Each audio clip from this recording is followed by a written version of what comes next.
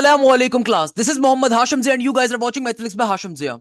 बेटा आज की क्लास के अंदर we will be discussing exercise number 7.1 lecture number 4। तो भाई अगर आपने अभी तक अपने दोस्तों के साथ, अपने कोचिंग के, अपने कॉलेज के, अपने स्कूल के फ्रेंड्स के साथ शेयर नहीं करा हुआ कि सर हाशिम ने तमाम के तमाम एप्टीट्यूड के लेक्चर्स भी, तमाम के तमाम इंटरमीडिएट मैथ्स के लेक्चर्स भी फ्री ऑफ कॉस्ट हमारे लिए अपलोड कर रहे हैं, तो भाई लाजमी तौर पर शेयर करिएगा, क्योंकि जाहिर सी बात है आपके फ्रेंड सर्कल में बड़ी हेल्प हो रही होगी। क्योंकि काफी सारे बच्चे परेशान हो रहे होते हैं, सर वो मैथ्स के कॉन्सेप्ट समझ में नहीं आते, सर वो हमारे कॉलेज के, हमारे कोचिंग के टीचर बहुत बोरिंग तरीके से पढ़ाते हैं। तो कोई मसले की बात नहीं भाई, मैं आपको बहुत डिटेल में और बहुत तरीके से तमाम के तमाम मैथ्स के लेक्चर्स कवर करवा रहा हूं। अब देखो बेटा, आज की क्लास के अंदर हम लोग स्टार्ट करेंगे एक्सरसाइज नंबर 7.1 के लेक्चर नंबर 4 को। लास्ट क्लास आई होप आप लोगों को अच्छी लगी होगी, उसमें हमने बहुत डिटेल में समझा था डिफरेंट तरह के कॉन्सेप्ट्स को, रेशियो थ्योरम को, डिवीजन ऑफ अ लाइन के कॉन्सेप्ट्स को एंड सो ऑन। आज की क्लास के अंदर हमें डिस्कस करना है सबसे पहले क्वेश्चन नंबर 12 को। आज की क्लास में सबसे पहले डिस्कस करना है क्वेश्चन नंबर 12 को, और जो कि है भी सबसे ज्यादा important question. By the way इस क्वेश्चन को मार्क कर लीजिएगा, ये क्वेश्चन 7 नंबरों के लिए बेतहाशा इंपॉर्टेंट है। अक्सर बच्चे रट्टे मार के जाएंगे, अक्सर बच्चों को कॉन्सेप्ट का आइडिया नहीं होगा। अगर आप इस क्वेश्चन को पढ़ते हो ना, इस क्वेश्चन में बड़े मजे की चीज है। इस क्वेश्चन में एग्जामिनर कहता है the vertices P Q and R of a triangle are 2,1 5,2 and 3,4 respectively. Find the coordinates of the circumcentre and find the radius of the circumcircle of the given triangle. अब अक्सर बच्चों को समझ में नहीं आता circum centre क्या होता है, सर्कम सर्कल क्या होता है। सर वो टीचर ने तो बताया नहीं, जो डायग्राम बना दी थी हमने ऐसे याद कर लिया बस। भाई याद नहीं करना, maths is not about the memorising, maths is all about concepts. किस तरीके से आप कॉन्सेप्ट्स लेते हो, उनकी जितनी ज्यादा प्रैक्टिस करोगे वो आपके जहन में बैठेगी। अब देखो इस क्वेश्चन में एग्जामिनर क्या कह रहा है, आइए जरा पहले बात समझते हैं। एग्जामिनर कह रहा है कि भाई तुम्हारे पास एक ट्राइंगल है और उस ट्राइंगल के तीनों उसने वर्टिसेस आपको दिए हुए हैं। ट्राइंगल के वर्टिसेस का मतलब क्या होता है, ट्राइंगल के जो भी ये कोने हैं ना, ये कोनों की वैल्यू आपको गिवन है। यानी कि भाई आपको ट्राइंगल के तीनों वर्टिसेस गिवन है, पी क्यू और आर। वर्टेक्स पी की आपको वैल्यू गिवन है 2,1 के बराबर। वर्टेक्स क्यू की आपको वैल्यू गिवन है बेटा 5,2 के बराबर। और वर्टेक्स आर की वैल्यू बेटा आपको गिवन है 3,4 के बराबर। अब देखो मुझे करना क्या है, एग्जामिनर मुझसे कह रहे हैं कि भाई ट्राइंगल के तीनों वर्टिसेस आ रहे हैं, आपको सिंपल तरीके से यहां पे सरकम सेंटर की वैल्यू निकालनी है और साथ में क्या निकालना है, रेडियस निकालना है सरकम सर्कल का। अब बहुत सारे बच्चों को पता ही नहीं होता, सर ये तो ट्राइंगल गिवन था, सरकम सेंटर का जिक्र कहां से आ गया। सर यहां पे तो मजाक हो गया हमारे साथ। सर देखिए ना सर, क्वेश्चन तो ट्राइंगल का आ रहा है और हमसे सरकम सेंटर पूछा हुआ है, सर ये इन दोनों का कनेक्शन क्या होता है, अक्सर बच्चों को पता ही नहीं होता। और बाय द वे अगर मैं आपको बड़े मजे की बात बताऊं, तो 99.9% जो टीचर्स होते हैं इंटर के अंदर वो बताते ही नहीं है, और ये एप्टीट्यूड का सबसे इंपॉर्टेंट कॉन्सेप्ट है। एप्टीट्यूड के अंदर 4 एमसीक्यूज बड़े फेमस होते हैं इस टॉपिक से। सेंट्रॉइड का टॉपिक होना, इन सेंटर का कॉन्सेप्ट होना, इंटरनल बाइसेक्टर का, ऑर्थो सेंटर का, एल्टीट्यूड का, सरकम सेंटर या फिर आपके पास सरकम सर्कल का कॉन्सेप्ट होना। अक्सर बच्चों को कॉन्सेप्ट ही समझ में नहीं आता कि सर ये कॉन्सेप्ट पता नहीं क्या है, बात ही पल्ले नहीं पड़ रही है, बात क्लियर ही नहीं हो रही है, हमें समझ में नहीं आ रही है। तो भाई सबसे पहले आज की क्लास में समझेंगे सरकम सेंटर को, कल की क्लास में इंशाल्लाह सेंट्रॉइड को, इंटरनल बाइसेक्टर को, ऑर्थो सेंटर वगैरह को समझ रहे होंगे। आज की क्लास में मैं अपने चौथे दोस्त को आपको सिखाऊंगा, ये हमारा चौथा दोस्त है। मेरे 3 दोस्त और हैं जिनको हम कल की क्लास में समझेंगे, उसके क्वेश्चंस कल देख रहे होंगे। मगर सबसे पहले समझना जरूरी है सरकम सेंटर क्या होता है। भाई सरकम सेंटर को अगर मैं आसान तरीन अल्फाज में आपको बताऊं ना, आसान तरीन अल्फाज में without going to any complexities, circumcentre कहते हैं दुनिया के अंदर एक ऐसा सर्कल जिसके अंदर ट्राइंगल बन रहा है।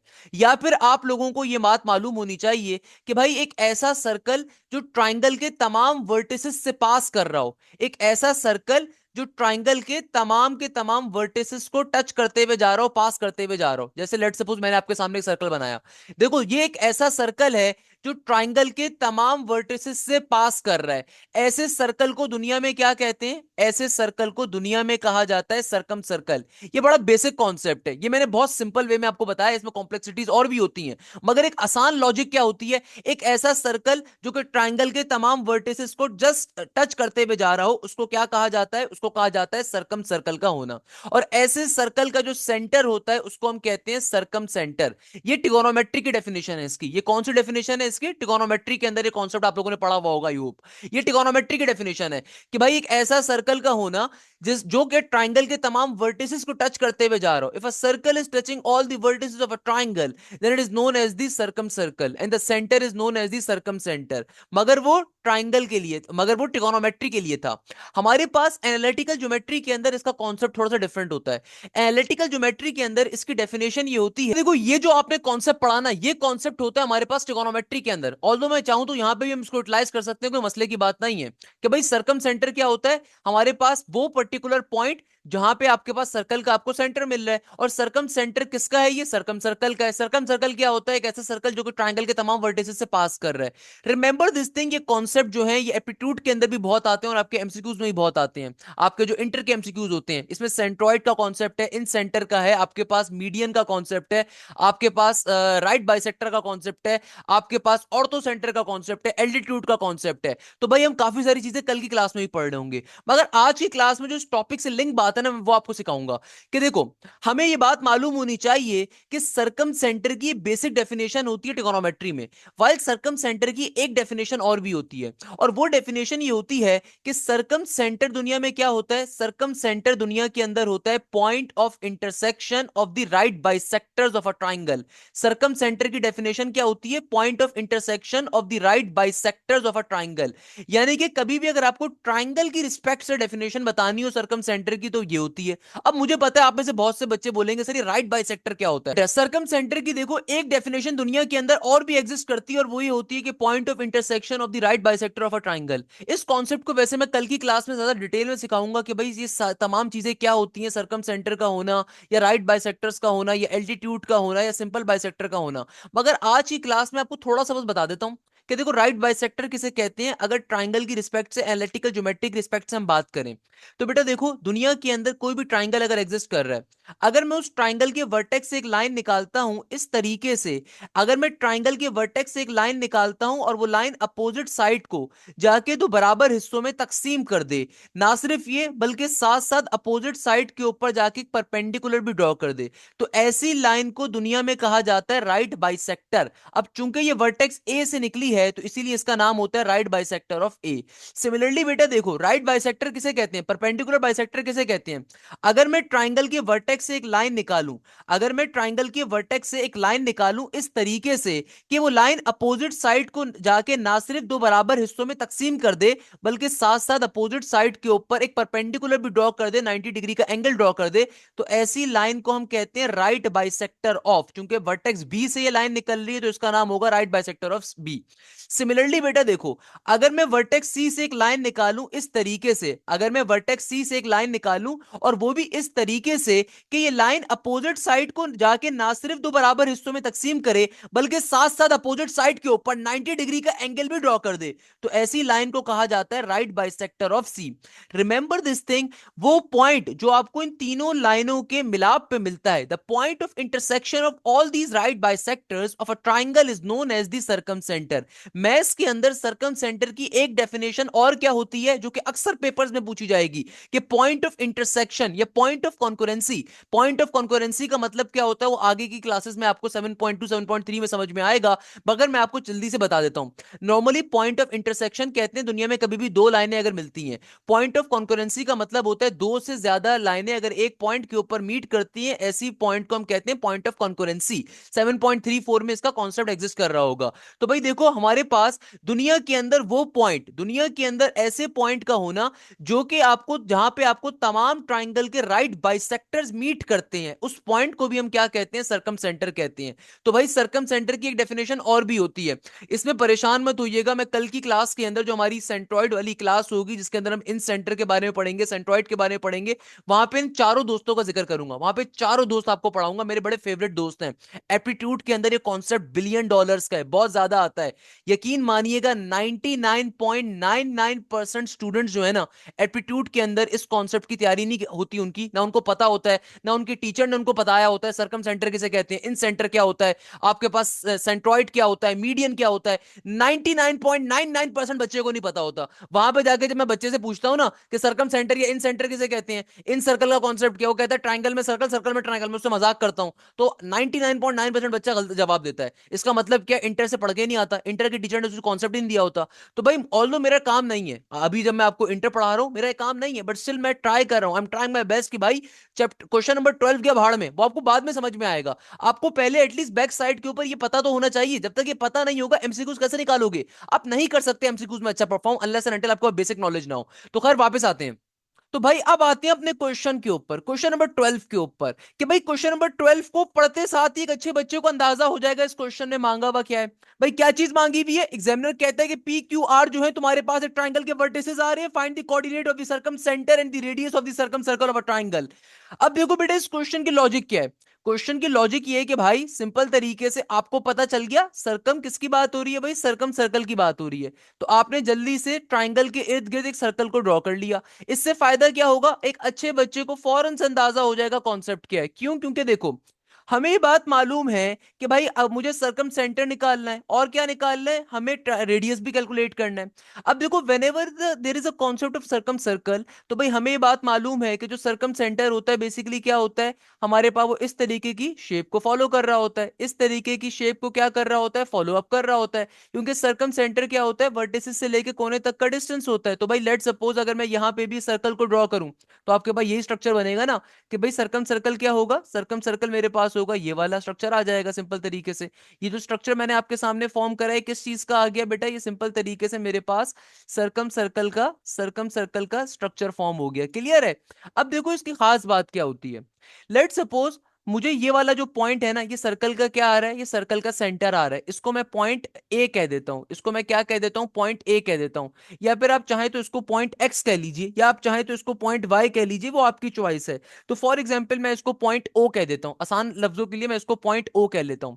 अब देखो इसकी कॉन्सेप्ट क्या बनता है, कॉन्सेप्ट ये बनता है कि भाई हमें ये बात मालूम है दुनिया के अंदर कोई भी सर्कल हो, हम सबको ये बात मालूम है दुनिया के अंदर कोई भी सर्कल हो, सर्कल कहते ही ऐसी फिगर को है जिसके अंदर सेंटर से लेके कोने तक का डिस्टेंस हमेशा सेम रहता है। आप सेंटर से यहां पर जाओ, आप सेंटर से यहां पर जाओ, आप सेंटर से यहां पर जाओ, आप सेंटर से यहां पर जाओ, आप सेंटर से यहां पर जाओ, आप सेंटर से यहां पे जाओ। दुनिया के अंदर सर्कल ऐसी शेप को कहा जाता है कि भाई आप सेंटर से लेके किसी भी कोने के ऊपर चले जाओ, तो ये आपका क्या कहलाता है बेटा, ये आपका कहलाता है सेंटर से लेके किसी भी कोने तक का जो डिस्टेंस होता है, ये आपके पास सिंपल तरीके से क्या होता है, रेडियस होता है। अब जरा लॉजिकली बात को समझिएगा। मैंने आपको तमाम बातें इसलिए पढ़ाई थी एमसीक्यूज के लिए, इस क्वेश्चन में इसका क्या लिंकेज आ रहा है वो आपको भी समझ में आएगा। सबसे पहले तो भाई क्वेश्चन में चूंकि ट्राइंगल का जिक्र था, आपने बाहर एक सर्कल बना लिया क्योंकि सर्कम सर्कल का कॉन्सेप्ट आ रहा था। अब देखो हमें ये बात मालूम है कि भाई ये सर्कल के सेंटर से लेके इस कोने तक का जो डिस्टेंस है, सर्कल के इस सेंटर से लेके इस कोने तक का जो डिस्टेंस है, सर्कल के इस सेंटर से लेके इस कोने तक का जो डिस्टेंस है, ये हमेशा आपस में क्या रहेगा, बराबर रहेगा।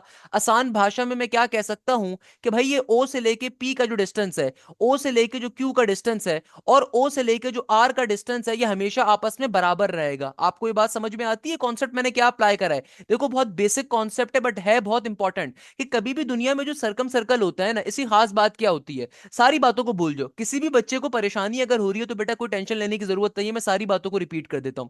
देखो सर्कम सर्कल क्या होता है, सर्कल के अंदर ट्राइंगल का होना। सर्कम सर्कल क्या होता है, किसी भी सर्कल के अंदर ट्राइंगल का होना। सर्कम सर्कल की सबसे खास बात क्या होती है कि भाई एक ऐसा सर्कल जो ट्राइंगल के तमाम वर्टिसेस से पास कर रहा हो। मगर सर्कम सर्कल का एक कॉन्सेप्ट क्या होगा, या तमाम कॉन्सेप्ट भी अगर आप भूल जाओ, तो भाई देखो सर्कम सर्कल का जो सेंटर होगा ये सर्कम सेंटर कहलाएगा। और मुझे ये बात मालूम है कि सेंटर से लेके इस कोने तक का डिस्टेंस, सेंटर से लेके इस कोने तक का डिस्टेंस, और सेंटर से लेके इस कोने तक का डिस्टेंस हमेशा हमारे पास क्या होगा, बराबर होगा। इट्स अ बेसिक कॉन्सेप्ट ना। सर्कल दुनिया में कहते ही ऐसी फिगर को है जिसके अंदर सेंटर से लेके तमाम कोनों तक का डिस्टेंस बराबर होता है, सही है।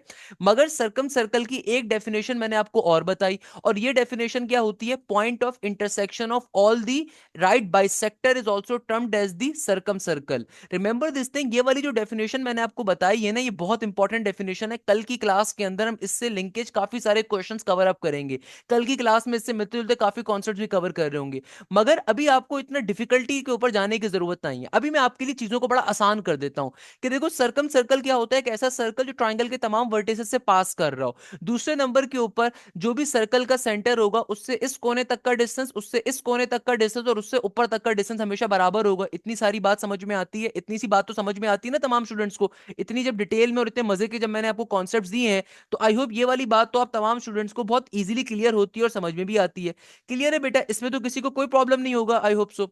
अब देखो हमें करना क्या है, हमें बेसिकली इस पर्टिकुलर पॉइंट की वैल्यू को कैलकुलेट करना है, यानी कि हमें पॉइंट ओ की वैल्यू को फाइंड करना है। अब देखो ये पॉइंट ओ की वैल्यू हम कैसे निकालेंगे, again a very basic concept. हम सबसे पहले यहां पे अपना डेटा बनाते हुए क्या लिखेंगे, हम सबसे पहले लिखेंगे हमें निकालना क्या है। देखो बेटा हमें क्या चीज फाइंड करनी है, we have to find the value of point O, we have to find point O, हमें जो पॉइंट ओ डिटरमाइन करना है, पॉइंट ओ का मतलब क्या है, centre of the circum circle. ये पॉइंट ओ क्या चीज डिनोट कर रहा है, सर्कम सर्कल के सेंटर को डिनोट कर रहा है। क्लियर है बेटा?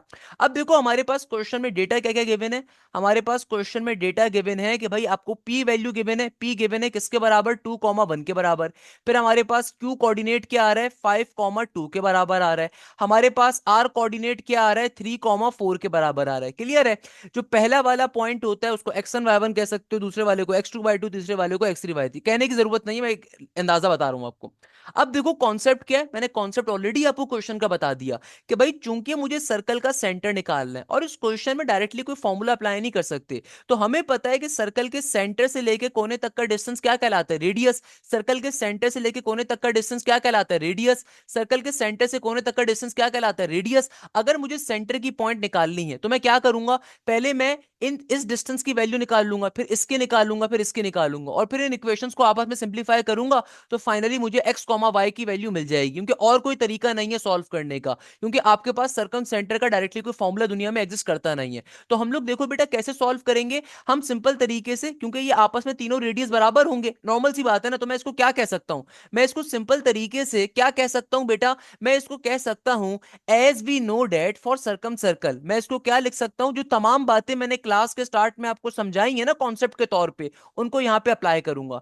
As we know that, as we know that for circumcircle, as we know that for circumcircle, मेरे पास इस पॉइंट ओ से लेके पी का जो भी डिस्टेंस आ रहा है, पॉइंट ओ से लेके पी का जितना भी डिस्टेंस आ रहा है, ये बेसिकली क्या है, बराबर है किसके, ये बराबर है पॉइंट ओ से लेके क्यू के डिस्टेंस के, ये बराबर है पॉइंट ओ से लेके क्यू के डिस्टेंस के, और ये बराबर है पॉइंट ओ से लेके ऊपर वाले पॉइंट को हमने आर कहा हुआ है ना, तो पॉइंट आर तक के डिस्टेंस के, ये बराबर है ओ से लेके आर तक के डिस्टेंस के। इसको मैं अपनी इक्वेशन नंबर 1 कह दूंगा। देखो हमें मालूम है कि भाई सर्कल के सेंटर से लेके कोने तक का तमाम डिस्टेंस क्या होता है, बराबर होता है ना भाई, सबको ये बात मालूम है। तो भाई ये तीनों डिस्टेंसेस आपस में बराबर होंगे। तो हम लोग ने करना क्या है, पॉइंट ओ को मैं कंसीडर कर लेता हूं कि भाई इसकी वैल्यू को फाइंड करना है, तो point O x comma y के बराबर है, हमने यहां पे लिखा हुआ भी है पॉइंट ओ क्या, एक्स कॉमा वाई के बराबर। तो हम सिंपल तरीके से 3 दफा डिस्टेंस फॉर्मूलाज अप्लाई करेंगे और फिर बारी बारी इक्वेशन नंबर 1 में सिंप्लीफिकेशन करवाएंगे, ताकि हमारे पास दो इक्वेशन आ सके, दोनों इक्वेशन को साइमल्टेनियसली सॉल्व करवाएंगे ताकि हमारा क्वेश्चन सॉल्व हो जाए। याद रखिएगा ये क्वेश्चन डिटेल के अंदर आता है, तभी लेंदी क्वेश्चन है, 7 मार्क्स के लिए क्वेश्चन पेपर के अंदर पूछा जाता है। तो भाई देखो मुझे मालूम है चूंकि तीनों डिस्टेंसेस आपस में क्या है, बराबर है, तो इसको मैं एक और तरीके से भी लिख सकता हूं, बिल्कुल लिख सकते हैं सर। देखो बेटा हमें मालूम है कि पॉइंट ओपी जगह डिस्टेंस जो है बराबर है ओक्यू डिस्टेंस के, बराबर है ओआर डिस्टेंस के। तो भाई इसको आप एक और तरीके से क्या लिख सकते हो कि ओ से लेके पी का जो भी डिस्टेंस आ रहा है ये बराबर है ओ से लेके क्यू के डिस्टेंस के। और मैं कि भाई ओ से लेके क्यू का जो डिस्टेंस है, देखो ये जो आपके तीनों डिस्टेंस को ब्रेक कर करके अगर मैं अपनी इक्वेशन बनाऊं कि भाई ओ से लेके पी का डिस्टेंस बराबर है ओ से लेके क्यू के, सिमिलरली मैं कह सकता हूं कि ओ से लेके क्यू का डिस्टेंस बराबर है किसके, ओ से लेके आर तक के डिस्टेंस के। तो हमारे पास जो ये बड़ी वाली इक्वेशन थी ना, हमने इसको दो हिस्सों में ब्रेक कर दिया ताकि सॉल्व करवाना इसको आसान हो जाए। एक को मैं इक्वेशन नंबर 1 का नाम दूंगा, एक को इक्वेशन नंबर 2 का नाम दूंगा। देखो भाई अभी तक हम लोगों ने क्या काम करा है, सारी बातों को रिपीट कर देता हूं क्योंकि क्वेश्चन बहुत ज्यादा इंटरेस्टिंग है, बहुत ज्यादा मजे का है। कि बेटा देखो हमारे पास ये जो क्वेश्चन आ रहा है, इस क्वेश्चन में एग्जामिनर कहता है कि भाई तुम्हारे पास एक सर्कल में ट्राइंगल आ रहा है, आपको बेसिकली सेंटर पॉइंट की वैल्यू निकालनी है और रेडियस निकालना है। हमें पता है कि सेंटर से लेके तमाम कोनों तक का डिस्टेंस बराबर होता है, तो भाई मुझे पता है कि सेंटर से लेके इस कोने का डिस्टेंस, सेंटर से लेके इस कोने का डिस्टेंस और सेंटर से लेके इस कोने का डिस्टेंस हमेशा बराबर होगा। तो मैंने यहाँ पे बेसिकली क्या करा, अपनी इक्वेशन फॉर्म कर ली। हमें पता है कि तीनों डिस्टेंसेस चूंकि आपस में बराबर हैं, मगर चूंकि 2 दफा इक्वल टू का साइन आ रहा है, तो हमने इसको दो हिस्सों में ब्रेक कर दिया ताकि सॉल्व करवाना क्या हो जाए, आसान हो जाए। अब हम लोग करेंगे क्या, सबसे पहले ओ से लेके पी का डिस्टेंस निकालेंगे, फिर ओ से लेके क्यू का निकालेंगे, फिर ओ से लेके आर का निकालेंगे, और दोनों को बारी बारी इक्वेशन नंबर 1 और 2 में प्लॉट कर देंगे। फिर बारी बारी इक्वेशन को साइमल्टेनियसली सॉल्व करेंगे और फाइनली एक्स और वाई के पॉइंट्स निकाल लेंगे। तो भाई ये क्वेश्चन 7 नंबर के लिए पेपर में आता है, तभी एक्सट्रीमली इंपॉर्टेंट क्वेश्चन है, रिमेंबर दिस थिंग। तो आपने क्या करना है भाई, प्रॉपर्ली सॉल्व करना है इस क्वेश्चन को, इस क्वेश्चन में बिल्कुल भी मजाक बर्दाश्त नहीं किया जाएगा। तो भाई सबसे पहले हम लोग लिखेंगे for O to P distance. सबसे पहले इस क्वेश्चन में बेटा हम लोग क्या करेंगे, ओ से लेके पी का डिस्टेंस कैलकुलेट करेंगे। अब देखो भाई हमें ये बात मालूम है, हमें ये बात मालूम है पॉइंट ओ किसके बराबर है, भाई पॉइंट ओ को हम लोगों ने सिंपल एक्स कॉमा वाई कहा था। और पॉइंट पी की वैल्यू किसके बराबर है, ऊपर जाके देख लीजिए, पॉइंट पी बराबर है 2,1 के। तो हमारे पास पॉइंट पी किसके बराबर है बेटा, ये सिंपल बराबर है 2,1 के। हमारे पास जो पहला पॉइंट होता है ना उसको हम कहते हैं x1 y1। जो भी हमारे पास दूसरा पॉइंट होता है बेटा उसको हम कहते हैं x2 y2। अब हमें चूंकि डिस्टेंस निकालना है, हमें पता है डिस्टेंस फॉर्मूला क्या होता है, तो O से लेके P तक का जो डिस्टेंस आपने कैलकुलेट करना है, तो हमें मालूम है दुनिया के अंदर डिस्टेंस फॉर्मूला हमसे क्या कहता है। ये कहता है d is equal to x2 minus x one का होल स्क्वायर, प्लस के साइन के बाद आगे होता है बेटा y2 माइनस y1 का होल स्क्वायर। क्लियर है भैया, सिंपल सा कॉन्सेप्ट है। अब देखो भाई सॉल्व कैसे किया जाएगा, लॉजिक क्या है सॉल्व करने की, कि भाई सिंपल तरीके से आपने यहाँ पे डिस्टेंस फॉर्मूले को अप्लाई करवा देना है। तो बेटा क्या बन जाएगा, अंडर रूट का अंडर रूट x2 माइनस का x1 क्या हो जाएगा, सिंपल ये हो जाएगा 2 माइनस के x का होल स्क्वायर, प्लस के साइन के बाद y2 माइनस y1 क्या हो जाएगा, ये हो जाएगा सिंपल 1 माइनस y का होल स्क्वायर। तो भाई यहीं पे इसको ओपन अप भी करवा लेते हैं, ओपन करवाऊंगा तो क्या बन जाएगा, सिंपल a माइनस बी का होल स्क्वायर, यहाँ पे हो जाएगा 2 का स्क्वायर 4 माइनस का 2 2 जार 4x। भाई ए का स्क्वायर माइनस का 2ab प्लस बी स्क्वायर का फॉर्मूला अप्लाई करवा रहे हैं, सही है ना, प्लस का एक्स स्क्वायर हो गया। सिमिलरली यहाँ पे हो जाएगा 1 का स्क्वायर माइनस का 2y, फिर आगे हो जाएगा प्लस का वाई स्क्वायर। क्लियर है बेटा। अब तमाम वैल्यूज को अगर मैं उठा के यहाँ पे प्लॉट कर दूं तो क्या बन जाएगा, ये हो जाएगा सिंपल एक्स स्क्वायर प्लस का वाई स्क्वायर, आगे हो जाएगा सिंपल माइनस का 4x, आगे हो जाएगा माइनस का 2y। फिर हमारे पास 4 प्लस का 1 क्या हो जाएगा, प्लस के 5 के बराबर। तो O से लेके P तक का डिस्टेंस हमारे पास क्या आ जाएगा, सिंपल तरीके से O से लेके P तक का डिस्टेंस हमारे पास यहाँ पे आ गया, इसको आपने मार्क कर लेना है। सिमिलरली अब हम लोग क्या करेंगे, अब हम लोग करेंगे फाइनली O से लेके Q का डिस्टेंस। तो मैं आप लोगों के सामने इधर ही करके दिखा देता हूं, आप लोगों ने अगले लाइन से स्टार्ट करना है, सही है ना बेटा। अब हम लोग निकालेंगे similarly for O to Q distance, O से लेके Q के डिस्टेंस को कैलकुलेट करने के ऊपर जाएंगे।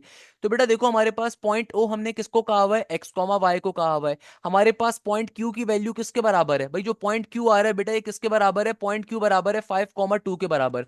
पॉइंट Q हमारे पास किसके बराबर है, सिंपल तरीके से 5,2 के। जो पहला वाला पॉइंट होता है ना इसको दुनिया में कहते हैं x1 y1, दूसरे पॉइंट को x2 y2 कहते हैं। अच्छा इससे कोई फर्क नहीं पड़ता ऊपर कौन सा पॉइंट लेते हो नीचे कौन सा लेते हो, अगर तरीके से सॉल्व करोगे हमेशा आंसर सेम ही आएगा, परेशान होने की जरूरत नहीं है। तो सिंपल तरीके से बेटा यहाँ पे हमारे पास क्या हो जाएगा, इसको सिंप्लीफाई जब मैं करवाऊंगा तो अगेन डिस्टेंस फॉर्मूले में अप्लाई करेंगे, ओ से लेके क्यू का डिस्टेंस की वैल्यू आ जाएगी। एक दफा डिस्टेंस फॉर्मूला अगर लिख दिया तो बार बार लिखने की जरूरत नहीं है, सिंपल x2 माइनस का x1 करवा दीजिए, तो ये बन जाएगा 5 माइनस एक्स का होल स्क्वायर, प्लस के साइन के बाद देखो बेटा y2 माइनस का y1, ये बन जाएगा 2 माइनस y का होल स्क्वायर। अब देखो भाई इसको फर्दर सिंप्लीफाई कैसे करवाएंगे, 5 का स्क्वायर ये हो जाएगा मेरे पास 25 माइनस का 5 टू जार 10x, आगे हो जाएगा प्लस का एक्स स्क्वायर, फिर प्लस के साइन के बाद ये हो जाएगा 2 का स्क्वायर 4 माइनस का 2 टू जार 4y प्लस का वाई स्क्वायर। तमाम एक जैसी वैल्यूज को एक साइड पे लिख दीजिए। तो भाई सबसे पहले नंबर के ऊपर मैं लिख देता हूं एक्स स्क्वायर प्लस का वाई स्क्वायर, आगे क्या आ रहा है, आगे आ रहा है मेरे पास सिंपल तरीके से क्या भाई देखो माइनस का 10x और माइनस का 4y, तो माइनस का 10x और माइनस का 4y आ गया। फिर आगे क्या आ रहा है, प्लस का 25 और प्लस का 4, बेटा प्लस का 29 बन जाएगा, सही है ना। भाई ये क्वेश्चन मोस्ट इंपॉर्टेंट क्वेश्चन है, पहले बता रहा हूँ पेपर्स के अंदर बहुत ज्यादा आता है। तो ये हमारे पास ये ओ से लेके क्यू के डिस्टेंस की वैल्यू भी आ गई। सिमिलरली ओ से लेके आर तक का डिस्टेंस अब कैलकुलेट करेंगे। तो भाई नेक्स्ट स्टेप में अब क्या करना है आप लोगों ने, for O to R distance, next step में हम लोगों ने करना है ओ से लेके आर तक के डिस्टेंस को calculate. Remember this thing, properly तरीके से सॉल्व करना है, डायरेक्टली कोई काम नहीं होगा क्योंकि 7 नंबर के लिए पेपर में आएगा। देखो मैं तरीके से आपको एक एक स्टेप करके दिखा रहा हूं। तो भाई हमारे पास आर की वैल्यू क्या है, आर पॉइंट बराबर है 3,4 के। बेटा आर के पॉइंट की वैल्यू किसके बराबर है, आर बराबर है 3,4 के। क्लियर है बेटा।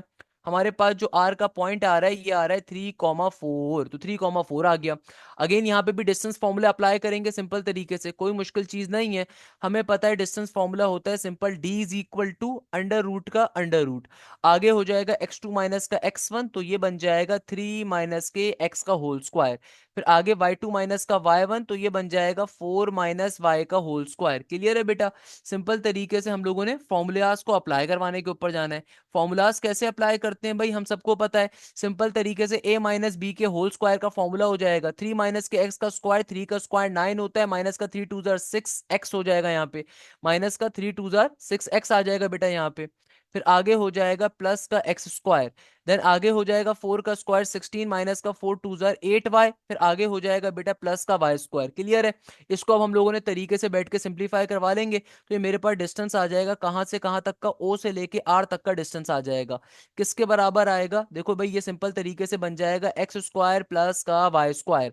बाकी वैल्यूज के अंदर आ रहा है मेरे पास माइनस का 6x और माइनस का 8y, फिर 9 प्लस का 16 होता है दुनिया में 25 के बराबर। तो इस तरीके से देखो बेटा हमारे पास ओ से लेके आर तक का डिस्टेंस भी आ जाएगा।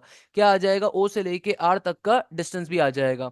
तो ओ से लेके पी का डिस्टेंस भी आ गया, ओ से लेके क्यू का डिस्टेंस भी आ गया, ओ से लेके आर का डिस्टेंस भी आ गया। ये आपने तमाम बच्चों को ये वाला काम बेटा लाजमी तौर पे करना है, सही है ना? ये वाला काम तमाम बच्चों को करना है। यहां तक किसी बच्चे को कोई मसले की बात? देखो भाई अभी तक क्या काम करा, सबसे पहले ओ से लेके पी का डिस्टेंस निकाला, फिर ओ से लेके क्यू का डिस्टेंस निकाला, अब ओ से लेके आर का डिस्टेंस निकाला। इसका फायदा क्या होगा भाई? इसका फायदा होगा अब हम इक्वेशन नंबर 1 और इक्वेशन नंबर 2 में बारी बारी इन वैल्यूज को प्लॉट करेंगे, ताकि मेरे पास दो इक्वेशंस आ सके। जब दोनों इक्वेशंस आ जाएंगी तो उनको साइमल्टेनियसली सॉल्व करवाएंगे, तो फाइनली एक्स और वाई की वैल्यू हमें मिल जाएगी। देखो भाई इस क्वेश्चन को अगर मैं इतनी डिटेल में इतने तरीके से करवा रहा हूं तो इस क्वेश्चन की रिक्वायरमेंट है। ये क्वेश्चन एक्सट्रीमली इंपॉर्टेंट है, क्योंकि 7 नंबर के लिए तकरीबन हर दूसरे साल आता है। देखो लॉजिक क्या है, मैं बार बार ये बात आपको बता रहा हूं, कोई टीचर इतनी मेहनत करके आपको नहीं पढ़ाएगा। भाई मैं अगर बार बार आपको एक बात समझाने की कोशिश करूं, उसको समझो कि देखो आपको बेसिकली इन तीनों पॉइंट्स की वैल्यूज गिवन है, आपसे सेंटर की वैल्यू मांगी हुई है, आपको बेसिकली ट्राइंगल के 3 वर्टिसेस गिवन है, आपसे मांगा हुआ क्या है? आपसे मांगा हुआ है सेंटर पॉइंट। तो भाई कॉन्सेप्ट क्या होता है? हमें पता है सर्कल के अंदर सेंटर से लेकर तमाम कोनों तक का डिस्टेंस आपस में बराबर होता है। तो तभी हम लोगों ने इस डिस्टेंस को, इस डिस्टेंस को, इस डिस्टेंस को फाइंड कर लिया। हमने बेसिकली अभी तक क्या काम करा है? हम लोगों ने बेसिकली इन डिस्टेंसेस को कैलकुलेट कर लिया। हम लोगों ने क्या करा भाई? इस पॉइंट से लेके पी तक का डिस्टेंस, इस पॉइंट से लेके क्यू तक का डिस्टेंस, पॉइंट से लेके आर तक का डिस्टेंस को कैलकुलेट कर लिया। क्योंकि हमें ये बात मालूम है कि भाई जो भी ओ से लेके पी का डिस्टेंस है वो बराबर है किसके? ओ से लेके क्यू के डिस्टेंस के। और जो भी ओ से लेके क्यू का डिस्टेंस है वो बेसिकली बराबर है ओ से लेके आर तक के डिस्टेंस के। सही है ना? क्योंकि तीनों डिस्टेंस बराबर हैं। तो अब मैं यहां पे जब तमाम डिस्टेंसेस को प्लॉट करूंगा इन दोनों इक्वेशंस के अंदर, तो मुझे बारी बारी दो डिफरेंट इक्वेशन मिल जाएंगी। और जब मैं उन दोनों इक्वेशन को सॉल्व करूंगा तो मेरे पास सिंपल तरीके से क्या आ जाएगा? आंसर आ जाएगा। That's the logic of this particular question. इस तरीके से हमारा एक क्वेश्चन क्या हो जाएगा बेटा? सॉल्व हो जाएगा। ये इस क्वेश्चन को सॉल्व करने की शॉर्टकट है, ट्रिक है, और यही तरीकेकार है। आप किसी और मेथड पे नहीं कर सकते। तो मैं यहां पे सिंपल लिखता हूं फ्रॉम इक्वेशन नंबर 1। क्या लिखेंगे अब आप सिंपल तरीके से? From equation number 1, from equation number 1। अब देखो भाई इक्वेशन नंबर 1 हमारे पास क्या थी कि हम लोगों ने कहा कि भाई ओ से लेके जो पी का डिस्टेंस है वो बराबर है किसके? ओ से लेके क्यू के डिस्टेंस के। अब ओ से लेके पी का डिस्टेंस क्या था भाई? ये था x square plus y square, root के अंदर, अंडर रूट के अंदर, अंडर रूट के अंदर एक्स स्क्वायर प्लस का वाई स्क्वायर, फिर आगे माइनस का 4x मुझे दिख रहा था, माइनस का 4x माइनस का 2y प्लस का 5, माइनस का 4x माइनस का 2y माइनस का 5। तो ये मेरे पास ओ से लेके बेटा पी तक का क्या आ गया? डिस्टेंस आ गया। प्लस का 5 है, माइनस का 5 है, प्लस का 5 है, सॉरी प्लस का 5 है ना, भी गलती कर देते हैं हम लोग तरीके से, इसलिए उतारना है भैया। ओ से लेके क्यू का डिस्टेंस किसके बराबर है? ओ से लेके क्यू का डिस्टेंस है x square plus y square minus का 10x माइनस का 4y प्लस का 29। ओके, ये बराबर है एक्स स्क्वायर प्लस का वाई स्क्वायर। आगे क्या आ रहा है? आगे आ रहा है सिंपल तरीके से हमारे पास माइनस का 4x और माइनस का 10y, माइनस का 10x माइनस का 4y। ओके, माइनस का 10x माइनस का 4y और आगे है प्लस का 29 का, प्लस का 29। यही वैल्यू आ रही है, एक बार रीचेक भी कर लेते हैं। यस सर यही वैल्यू आ रही है, क्योंकि भाई माइनस का 10x और माइनस का 4y सही है, कोई मसला नहीं है, करेक्ट है, कोई इशू नहीं है भैया, चिंता की कोई बात ही नहीं है। सही है ना? हमारे पास ये देखो ओ से लेके पी का डिस्टेंस भी आ गया, ओ से लेके क्यू का डिस्टेंस भी आ गया। अब करेंगे क्या भाई? हमें तो सिंपल इक्वेशन फॉर्म करनी है। इसको सिंप्लीफाई कैसे करवाऊं? देखो इस टर्म के ऊपर भी अंडर रूट आ रहा है, इस टर्म पे भी अंडर रूट आ रहा है, तो मैं सिंपल तरीके से स्क्वायरिंग बोथ साइड कर दूंगा। स्क्वायरिंग बोथ साइड से क्या होगा? दोनों रूट्स आपस में कैंसिल आउट हो जाएंगे।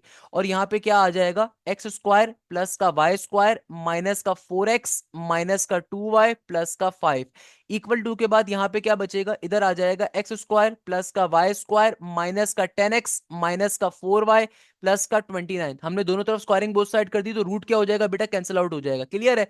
तो भाई अब इसको फर्दर अगर मैं सिंप्लीफाई करूं, देखो ये प्लस का एक्स स्क्वायर है, इधर भी प्लस का एक्स स्क्वायर है, अगर मैं एक एक्स स्क्वायर को दूसरी तरफ भेजूंगा तो एक्स स्क्वायर को काट देगा। सिमिलरली वाई स्क्वायर से वाई स्क्वायर कट जाएगा। अब बाकी टर्म्स को एक ही साइड पे शिफ्ट कर देते हैं, तो यहाँ पे नेगेटिव का 4x माइनस का 2y प्लस का 5 एज इट इज, माइनस का 10x जब दूसरी तरफ जाएगा प्लस का 10x बन जाएगा, माइनस का 4y जब दूसरी तरफ जाएगा प्लस का 4y बन जाएगा, प्लस का 29 जब यहां पर आएगा तो माइनस का 29 इक्वल टू 0 बन जाएगा।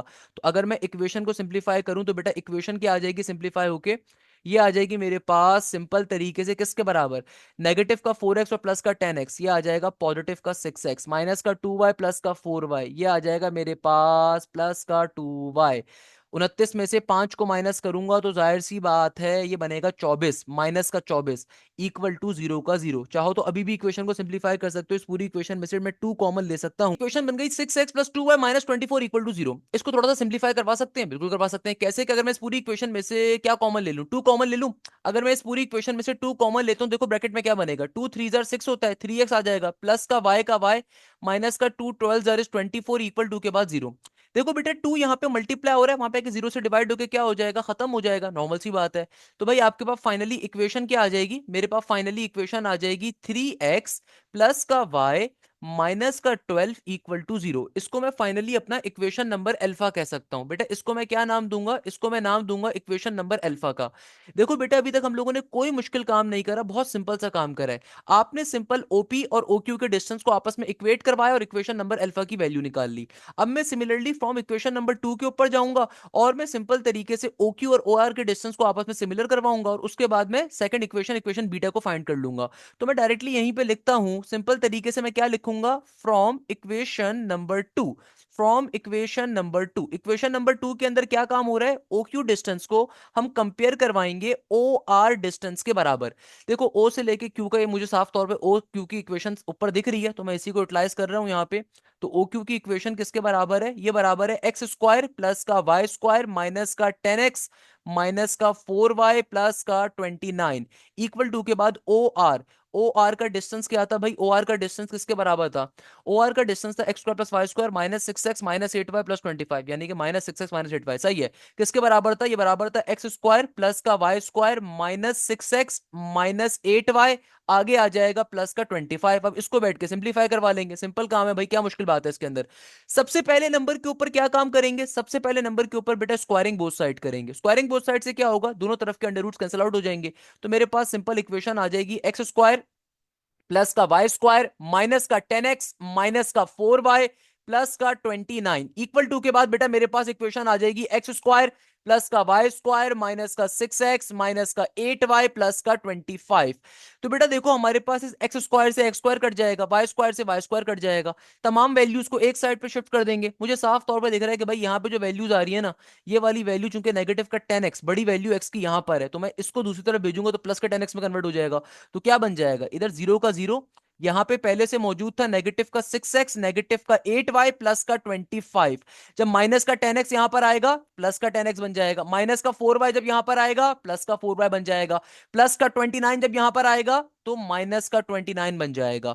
तो भाई देखो माइनस 6x प्लस 10x क्या होता है बेटा, माइनस 6x प्लस का 10x इसके बराबर होता है, ये बराबर होता है हमारे पास सिंपल तरीके से पॉजिटिव के 4x के, माइनस का 8x माइनस का 8y और प्लस का 4y, ये बराबर होगा माइनस के 4y के, प्लस के 25 में से 29 को माइनस करोगे तो माइनस का 4 आ जाएगा। तो ये मेरे पास इक्वेशन नंबर बीटा आ गई। इसको थोड़ा सा अगर मैं सिंप्लीफाई करवाऊं, पूरी इक्वेशन के अंदर मुझे साफ तौर पे दिख रहा है 4 आ रहा है, तो यहां से 4 को कॉमन ले लेते हैं, तो ब्रैकेट में बचेगा x माइनस का y माइनस का 1। तो 4 यहां पे मल्टीप्लाई हो रहा है, वहां पे 0 से डिवाइड होकर खत्म हो जाएगा, तो मेरी इक्वेशन आ जाएगी x माइनस का y माइनस का 1 इक्वल टू 0।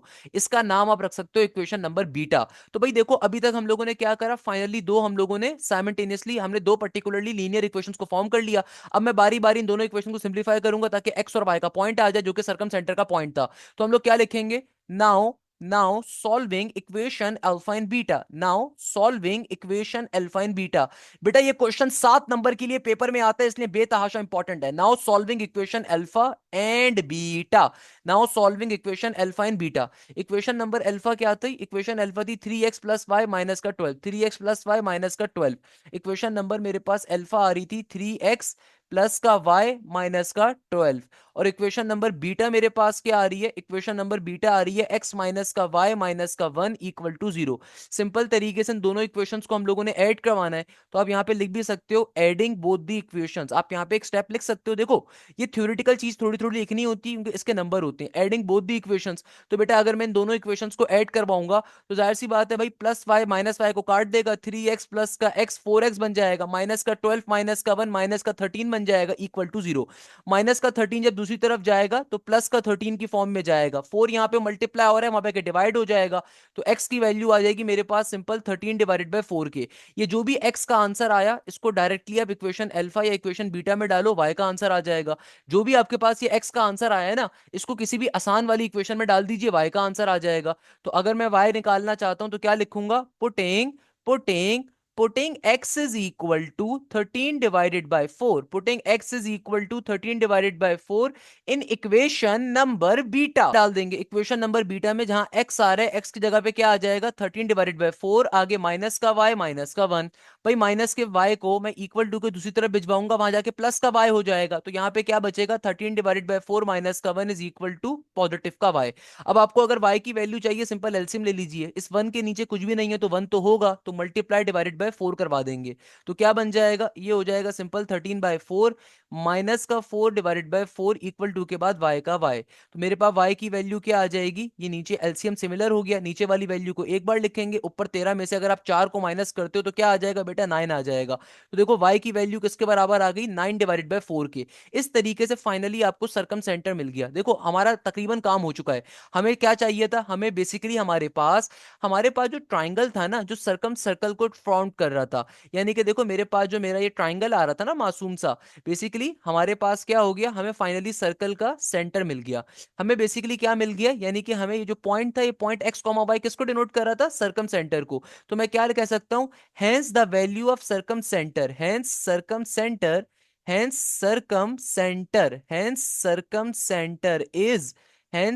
सेंटर यानी कि एक्स कॉमा वाई किसके बराबर है, एक्स की वैल्यू बराबर है 13 डिवाइडेड बाय 4 के, कॉमा वाई की वैल्यू बराबर है 9 डिवाइडेड बाय 4 के, यानी कि मेरे पास सर्कम सेंटर आ गया। क्वेश्चन में एक और चीज मांगी हुई थी, रेडियस। अब आपको लग रहा होगा रेडियस निकालना शायद बहुत मुश्किल काम है, बेटा कोई मुश्किल काम नहीं है, आपने सारी वर्किंग पहली करी हुई है। भाई ये जो आपने ओ से लेके पी का डिस्टेंस निकाला था, ओ से लेके क्यू का डिस्टेंस निकाला था, ओ से लेके आर का डिस्टेंस था, क्या चीज था भाई, सेंटर से लेके किसी भी कोने तक का डिस्टेंस क्या होता है, रेडियस ही तो होता है। भाई सेंटर से लेके इस कोने तक का डिस्टेंस क्या है, ये रेडियस है। सेंटर से लेके कोने तक का डिस्टेंस क्या है, रेडियस है। सेंटर से लेके कोने तक का डिस्टेंस क्या आता है, रेडियस होता है। तो भाई आप हमने पहले ये रेडियस की इक्वेशन फॉर्म करी हुई है, तो मैं सिंपल तरीके से लेट सपोज इस वाली इक्वेशन को कॉपी कर लेता हूं जानबूझ के, सही है ना। अब देखो अगर मुझे रेडियस कैलकुलेट करना है इस क्वेश्चन के अंदर, तो मैं सिंपल यहां पे क्या लिखूंगा, for radius using equation number 1, for radius using equation number 1, for radius using equation number 1, for radius using equation number 1। और इक्वेशन नंबर 1 किसके बराबर थी, ओ से लेके पी का जो डिस्टेंस आपको गिवन था, ये बेसिकली क्या गिवन था, रेडियस ही को तो डिनोट कर रहा था। तो अब आपने करना क्या है, जो एक्स और वाई की वैल्यू है ना, जहां जहां एक्स और वाई आ रहा है वहां पे प्लॉट कर दीजिए, कैलकुलेटर को उठाइए, सिंपल तरीके से आंसर आ जाएगा। एक्स की वैल्यू किसके बराबर है, 13/4 के स्क्वायर के। आगे वाई स्क्वायर है, वाई किसके बराबर है, 9 डिवाइडेड बाय 4 के स्क्वायर के।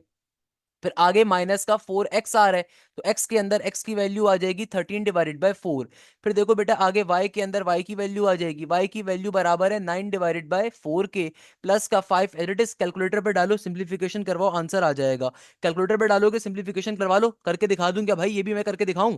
कैलकुलेटर पे डालो, सिंपल तरीके से लिखो, पहले ब्रैकेट बनाओ भाई, ब्रैकेट बनाना, फिर ये डिवीजन का सिंबल, 13 डिवाइडेड बाय 4, बाहर इसका मैं स्क्वायर लेता हूं, प्लस के साइन के बाद अगेन एक बार ब्रैकेट लूंगा, फिर 9 डिवाइडेड बाय 4 लूंगा, और फिर ब्रैकेट क्लोज करके स्क्वायर, फिर आगे है माइनस का 4 मल्टीप्लाई डिवीजन का सिंबल 13/4, और देन मैंने क्या करना है, फिर माइनस का symbol 2 multiply by 9 divided by 4, फिर प्लस के साइन के बाद 5। तो ये आ जाएगा मेरा डायरेक्टली आंसर आ जाएगा आर का। आर की वैल्यू किसके बराबर आ जाएगी, ये आ जाएगी 5√2 डिवाइडेड बाय 4। चाहो तो थोड़ा सा एक आध स्टेप इसमें करके दिखा दूंगी, बहुत सारे टीचर बुरा मान जाते हैं डायरेक्टली करने के ऊपर, करके दिखा दो एक आध स्टेप पे, डायरेक्टली कैलकुलेटर पे कर लेना। 13 का स्क्वायर होता है जैसे 169, 4 का स्क्वायर होता है 16, 9 का स्क्वायर होता है 81, 4 का स्क्वायर होता है 16, 4 से 4 कट गया, माइनस का 13 बचा, यहाँ पे 9 टू 4 हो जाएगा, तो ये बन जाएगा माइनस का 9/2 प्लस का 5। इससे आगे मैनुअली सॉल्व करने की जरूरत नहीं है, कैलकुलेटर आपको अलाउ है, तो डायरेक्टली डायरेक्टली कैलकुलेटर में डालोगे तो आंसर क्या आ जाएगा? आंसर मेरे पास आ रहा है सिंपल तरीके से 5 √2 डिवाइडेड बाय 4, 5 √2 डिवाइडेड बाय 4। तो ये आपके पास फाइनली रेडियस का आंसर आ गया। लास्ट में रिजल्ट लिखना चाहो तो रिजल्ट लिख दोगे। तो मैं दोबारा से पूरे क्वेश्चन को एक्सप्लेन कर देता हूं इन केस किसी बच्चे को अगर कॉन्सेप्ट समझ में नहीं आया। बेटा मैं पूरे क्वेश्चन का रिकैप करवाने को तैयार हूं, बार बार पढ़ाने को तैयार हूं, खुदारा बात को तरीके से समझिएगा। देखो इस क्वेश्चन की लॉजिक क्या है, इस क्वेश्चन में सरकम सर्कल का जिक्र आ रहा है। सरकम सर्कल क्या होता है बेटा? देखो दुनिया के अंदर कभी भी, दुनिया के अंदर कभी भी अगर कोई भी सर्कल ट्राइंगल के तमाम वर्टिसेस को टच करते हुए जा रहा हो तो ऐसे सर्कल को क्या कहा जाता है? सर्कम सर्कल कहा जाता है। अब देखो बेटा एक ऐसा ट्राइंगल जो आपके एक सर्कल जो ट्राइंगल के तमाम वर्टिसेस को टच करते हुए जा रहा है उसको हम क्या कहते हैं? Circum circle. तो भाई एग्जामिनर ने हमसे कहा था कि मैंने तुम्हें ट्राइंगल के वर्टिसेस दे दिए, तो मुझे सर्कम सेंटर की वैल्यू बताइए। अब सर्कम सेंटर निकालने का कॉन्सेप्ट क्या है? देखो मुझे पता है सर्कल के सेंटर से लेके तमाम कोनों तक का डिस्टेंस क्या होता है? हमेशा आपस में बराबर होता है, ऐसा ही है ना बेटा? तो भाई हम लोगों ने क्या कहा, लेट सपोज ये आपके पास पी पॉइंट है, ये क्यू है, ये आर है, सही है ना? या इसको मैं चलो मैं इसी में से बता देता हूँ वरना एबीसी भी कर सकते थे। इसको मैंने पॉइंट ओ कहा। तो भाई आपने सबसे पहले ओ से लेके पी तक का डिस्टेंस कैलकुलेट करा, फिर आपने ओ से लेके क्यू तक का डिस्टेंस, फिर आपने ओ से लेके आर तक का। हमें ये बात मालूम है चूंकि सर्कम सेंटर के अंदर सेंटर से लेके कोने तक का डिस्टेंस हमेशा बराबर रहेगा। सर्कल का तो बेसिक मकसद ही होता है ना, सर्कल दुनिया में होता ही क्या है? सर्कल दुनिया में एक ऐसी फिगर होती है जिसके सेंटर से लेके हर जानेब का डिस्टेंस हमेशा बराबर होता है। तो यहां पे हम इसी कॉन्सेप्ट को अप्लाई कर रहे हैं। तो भाई यहां से मैंने एक इक्वेशन बना ली, यहां से मैंने एक इक्वेशन बना ली, यानी कि मैंने ओ से लेके पी का डिस्टेंस निकाला, ओ से क्यू का, ओ से आर का। पहले मैंने इन दोनों को आपस में सब्स्टिट्यूट करवाया, फिर मैंने इन दोनों को आपस के अंदर इक्वेट करवाया। यहां से मेरे पास इक्वेशन अल्फा और बीटा आ गई। दुनिया में चूंकि मुझे एक्स और वाई की वैल्यू चाहिए, मुझे सर्कल का सेंटर चाहिए ना, सेंटर क्या होगा? एक्स कॉमा वाई होगा। अब मुझे अगर ये एक्स और वाई के पॉइंट चाहिए तो मैंने कैसे निकाले कि भाई मैंने पहले इक्वेशन अल्फा और इक्वेशन बीटा फॉर्म करी इस पर्टिकुलर मेथड के ऊपर। कि अगर आप और से देखो तो हमने काम ही क्या करा है? हमने यही काम तो करा है कि भाई आपने पहले तीनों डिस्टेंसेस कैलकुलेट करे, ओ से लेके पी का, ओ से लेके क्यू का, ओ से लेके आर का। उसके बाद चूंकि मुझे मालूम है कि भाई ओ से लेके पी का डिस्टेंस और ओ से लेके क्यू का डिस्टेंस बराबर है, तो मैंने दो इक्वेशंस को आपस में इक्वेट करवा दिया। यहां से मेरे पास सिंपलीफिकेशन के बाद एक लीनियर इक्वेशन आ गई। ये जो लीनियर इक्वेशन आई है इसका आगे चल के काम चल रहा होगा। सिमिलरली फिर मैंने ओ से लेके क्यू और ओ से लेके आर के डिस्टेंस को आपस में इक्वेट करवाया, यहां से मेरे पास एक और लीनियर इक्वेशन आ गई। अब मेरे पास दुनिया में कभी भी जब दो लीनियर इक्वेशन आ जाए तो फिर हमें दो अननोन पॉइंट्स निकालना बहुत आसान हो जाता है। कभी भी दुनिया में अगर आपके पास दो पर्टिकुलर लीनियर इक्वेशंस आ जाएं तो अननोन पॉइंट की वैल्यू को फाइंड करना बहुत सिंपल, बहुत ही आसान होता है। और हमने सिंपल तरीके से दोनों इक्वेशन को साइमल्टेनियसली सॉल्व करते हुए अपनी इस एक्स और वाई के पॉइंट को कैलकुलेट कर लिया। जब ये एक्स और वाई का पॉइंट आ गया, अब हमें रेडियस चाहिए था। तो भाई अल्लाह के प्यारे बंधु, जो डिस्टेंस आपने निकाला था ऑलरेडी रेडियस ही था। तो आपने सिंपल इसी इक्वेशन के अंदर कोई भी एक इक्वेशन उठाओ, आप ये वाली उठा लो, बात कोई मसले की बात नहीं है। आप ओ से लेके आर का डिस्टेंस उठा लो या ओ से लेके क्यू का डिस्टेंस उठा लो, ये है तो रेडियस ही ना। आप किसी को भी उठाओगे आंसर ये आएगा, मैं गारंटी देता हूं आपको, क्योंकि भाई रेडियस हमेशा सिमिलर रहता है, नॉर्मल सी बात है। सेंटर के किसी भी कोने से लेके किसी भी कोने तक का डिस्टेंस हमेशा बराबर रहता है। तो भाई हमने सिंपल आसान वाली इक्वेशन को उठाया, उसमें एक्स और वाई की वैल्यू को प्लॉट करा, सिंपल तरीके से रेडियस की वैल्यू आ गई। I know this is a bit lengthy question, but believe me 7 number का क्वेश्चन है, मुफ्ते के नंबर है। बाखुदा बेटा ये मुफ्ते के नंबर है। आपको खुदारा इस क्वेश्चन की 10 दफा प्रैक्टिस करनी है। अगर बाकी क्वेश्चंस की आप प्रैक्टिस 4 दफा कर रहे हो तो इस क्वेश्चन की आपने प्रैक्टिस कितनी दफा करनी है? 10 दफा करनी है, कम से कम 10 दफा।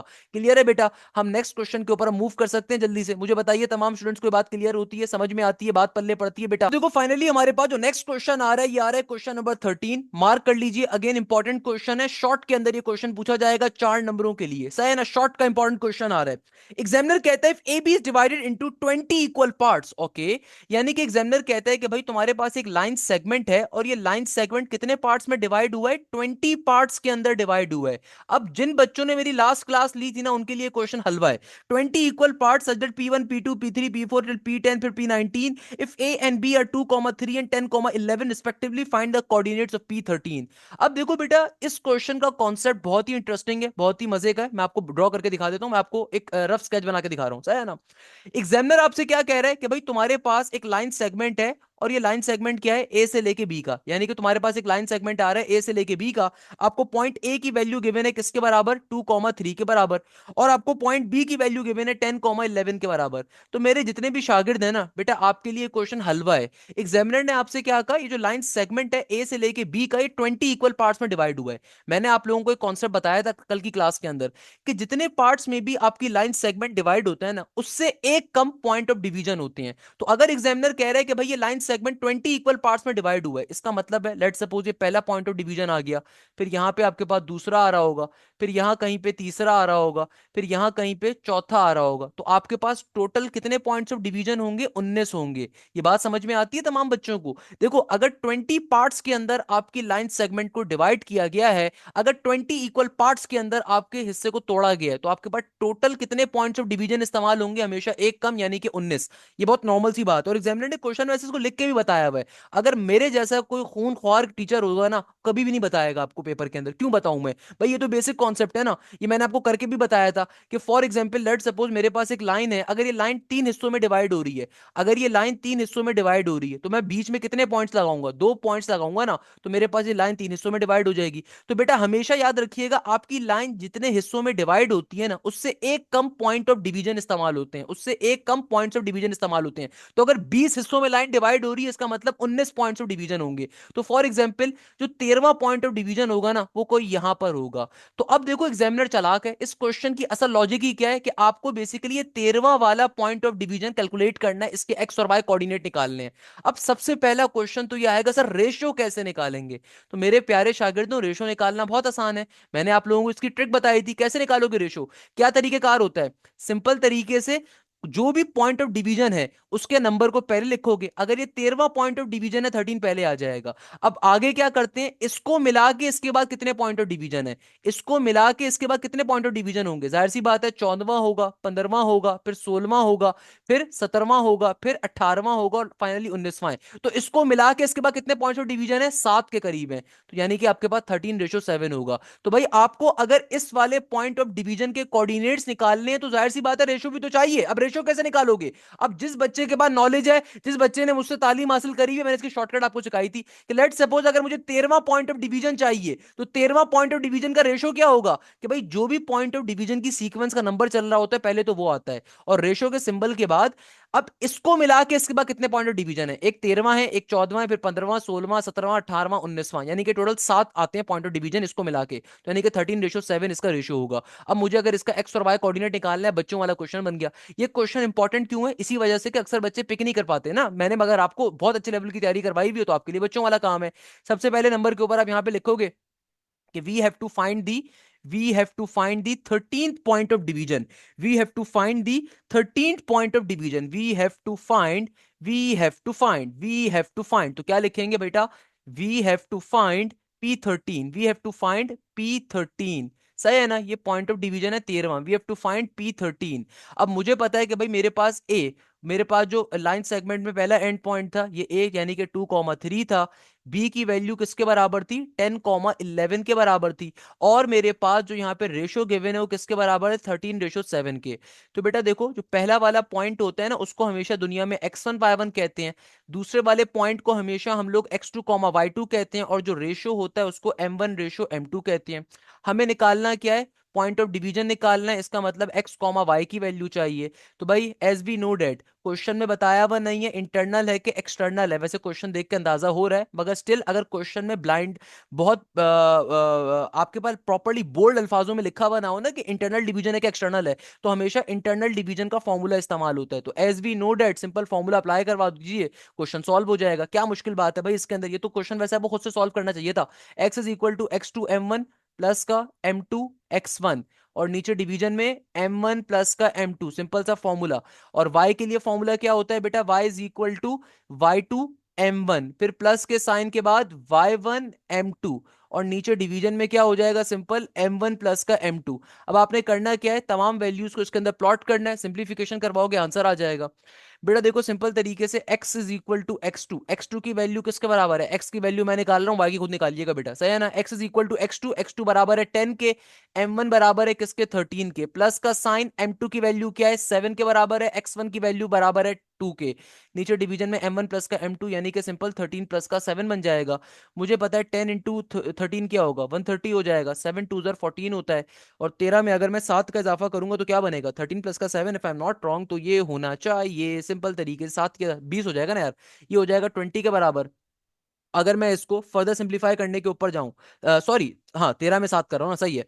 अगर मैं इसको फर्दर सिंप्लीफाई करूँ बन जाएगा 140 और 144, यानी कि 144 बन गया यहाँ पे। और नीचे 20 का 20 as it is, further simplify करवा लीजिए तो क्या बनेगा, ये हो जाएगा सिंपल तरीके से, डायरेक्ट पढ़ लो टेबल, नहीं तो यार वैसे डायरेक्टली पढ़ सकते हो यार। कैसे, ये मुझे पता है 4 3 ज़ा 12 होता है, और 4 6 ज़ा 24 होता है, और 4 5 ज़ा 20 होता है। तो एक्स की कोऑर्डिनेट की, एक्स पॉइंट की वैल्यू क्या आ जाएगी, सिंपल 36 डिवाइडेड बाय 5 के, यानी कि एप्सिसा की वैल्यू आ गई 36/5 के। ऑर्डिनेट की वैल्यू आप खुद से निकाल लोगे, परेशान होने की जरूरत नहीं है। 7.1 में बताया था, एक्स का एक और नाम होता है एब्सिसा, वाई का एक और नाम होता है ऑर्डिनेट।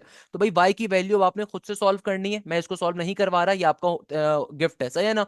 भाई मैं अपने बच्चों को गिफ्ट देता हूँ, जब मैं फिजिकल कोचिंग में भी पढ़ाता था ना, अब तो खैर मैंने सारी चीजें छोड़ दी, अब मैं सिर्फ अपने चैनल के ऊपर मेहनत करता हूँ, अपने ब्रांड के लिए मेहनत करता हूँ अल्हम्दुलिल्लाह। तो पॉइंट इज दैट कि भाई मैं वहां पे भी मेरी कोशिश होती थी बच्चों से क्वेश्चन करवाऊं लाजमी तौर पे। तो भाई इस क्वेश्चन को आगे आपने खुद से सॉल्व करना है, और आई होप कि आप इजीली इसको सॉल्व कर सकेंगे, कोई मसले की बात नहीं है इसके अंदर, क्लियर है बेटा। तो इस तरीके से क्वेश्चन नंबर 13 सॉल्व हो गया। अच्छा क्वेश्चन नंबर 14 जो है ना, अच्छा क्वेश्चन नंबर 16 भी वैसे बाय द वे इसी कॉन्सेप्ट का है, तो क्वेश्चन नंबर 16 पे बाद में आऊंगा, पहले क्वेश्चन नंबर 14 को देख लेते हैं। क्वेश्चन नंबर 14 में देखो एग्जामिनर क्या कह रहा है। क्वेश्चन नंबर 14 एक very interesting question, important question है भाई, इसको प्रैक्टिस करनी है आपने। एग्जामिनर कहता है A comma B comma C are three collinear points and the coordinate of A and B are 3,4 and 7,7 respectively. Find the coordinate if AC distance is equal to 10 units. अब देखो इस question की logic क्या है, इस question का concept क्या है, आपको खुदारा ये बात समझनी पड़ेगी। It's one of the most important question. इस क्वेश्चन में एग्जामिनर आपसे क्या फरमाइश कर रहा है, एग्जामिनर आपसे क्या चीज चाह रहा है, कि देखो एग्जामिनर आपसे कहता है कि भाई तुम्हारे पास ए बी और सी क्या है, कॉलिनियर पॉइंट्स हैं। अच्छा जिन बच्चों को पहली बार ये लफ्ज सुन रहे हैं ना कॉलिनियर पॉइंट्स का, आपको परेशान नहीं होना। कॉलिनियर पॉइंट्स का कॉन्सेप्ट आगे स्लोप के साथ मैं लाजमी तौर पे पढ़ाऊंगा वहां पे भी, बट मैं आपको बता देता हूं।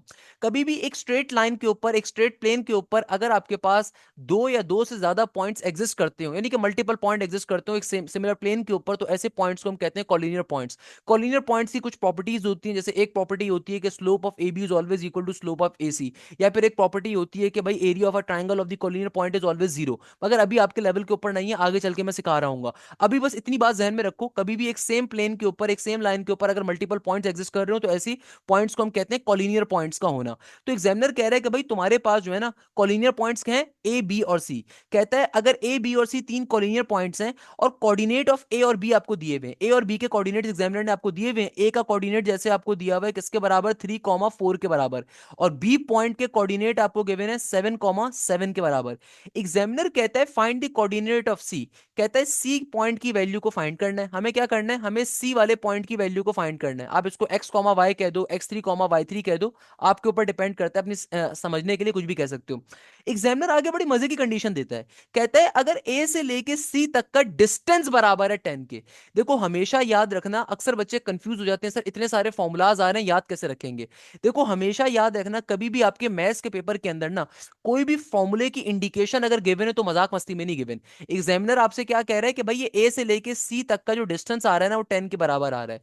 ऑलवेज रिमेंबर दिस थिंग, आपकी मैथ्स के अंदर कोई भी क्वेश्चन जब कभी एग्जिस्ट कर रहा हो, तो हमेशा याद रखिएगा कोई भी जो फॉर्मूला अगर क्वेश्चन में गिवन है, कोई फॉर्मूले की इंडिकेशन गिवन है, कोई सी फॉर्मूले के बारे में एग्जामिनर कुछ कहना चाह रहा है, तो भाई वो फॉर्मूला मजाक मस्ती में नहीं होगा, उसका कहीं ना कहीं पे यूज जरूर होगा। अब देखो जैसे यहां पे इस क्वेश्चन में एग्जामिनर ने सिंपल कहा कि तीन कॉलिनियर पॉइंट्स आ रहे हैं, दो पॉइंट्स की वैल्यू बता दी, तीसरे पॉइंट की वैल्यू कहता है खुद से निकालो। मगर मैं तुम्हें एक हिंट दे रहा हूं कि भाई तुम्हारे पास ए से लेके सी तक का डिस्टेंस बराबर है 10 के। अब मुझे क्या करना पड़ेगा, मैं कैसे सॉल्व करूं, भाई मैं आपको शॉर्टकट बताता हूं। सबसे पहले मैं क्या करता हूं, ए से लेके बी तक का डिस्टेंस कैलकुलेट कर लेता हूं। हो सकता है उससे मुझे कोई हिंट मिल जाए, हो सकता है उसमें मेरा फायदा हो जाए ना यार, क्योंकि मुझे तो नहीं पता कि यार अभी क्या कॉन्सेप्ट है, मुझे तो अभी एग्जामिनर ने पूरा ए से लेके सी तक का डिस्टेंस दिया हुआ है। तो अगर मैं पहले सिर्फ ए से लेके सी तक का डिस्टेंस निकाल लूं, तो हो सकता है उससे हमारा क्या हो जाए, फायदा हो जाए। तो भाई मैं इसको इस पैटर्न के ऊपर सॉल्व करने की कोशिश करूंगा। तो मैं क्या कहता हूं, मैं सबसे पहले यहां पे लिखता हूं, we have to find, we have to find, we have to find, we have to find point C, we have to find the value of point C. अब पॉइंट सी को एक्स कॉमा वाई कह लो, x3 y3 कह लो, आपके ऊपर depend करता है, परेशान मत होइएगा, सही है ना।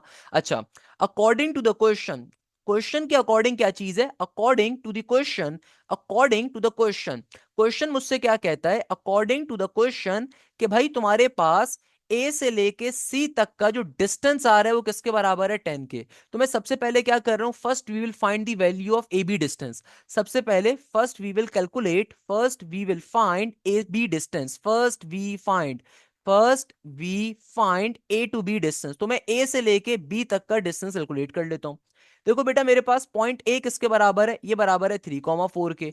मेरे पास पॉइंट बी किसके बराबर है, ये बराबर है 7,7 के। देखो भाई, हमारे पास सिंपल तरीके से जो पहला पॉइंट होता है उसको हम कहते हैं x1 y1, जो दूसरा पॉइंट होता है उसको हम कहते हैं x2 y2। हमें पता है कि भाई डिस्टेंस निकालने का फॉर्मूला क्या होता है, डिस्टेंस निकालने का फॉर्मूला होता है d is equal to under root. भाई क्वेश्चन कभी भी पेपर के अंदर आए 4 नंबर 5 नंबर के लिए, कोशिश किया करें प्रॉपर फॉर्मूलाज वगैरह लिख के काम किया करें। ये नहीं कि मुंह उठाया और उठा के बस सिंपल तरीके से क्वेश्चन सॉल्व कर दिया, ऐसा नहीं होता बेटा, सही है ना। प्रॉपर नंबर्स होते हैं इसके।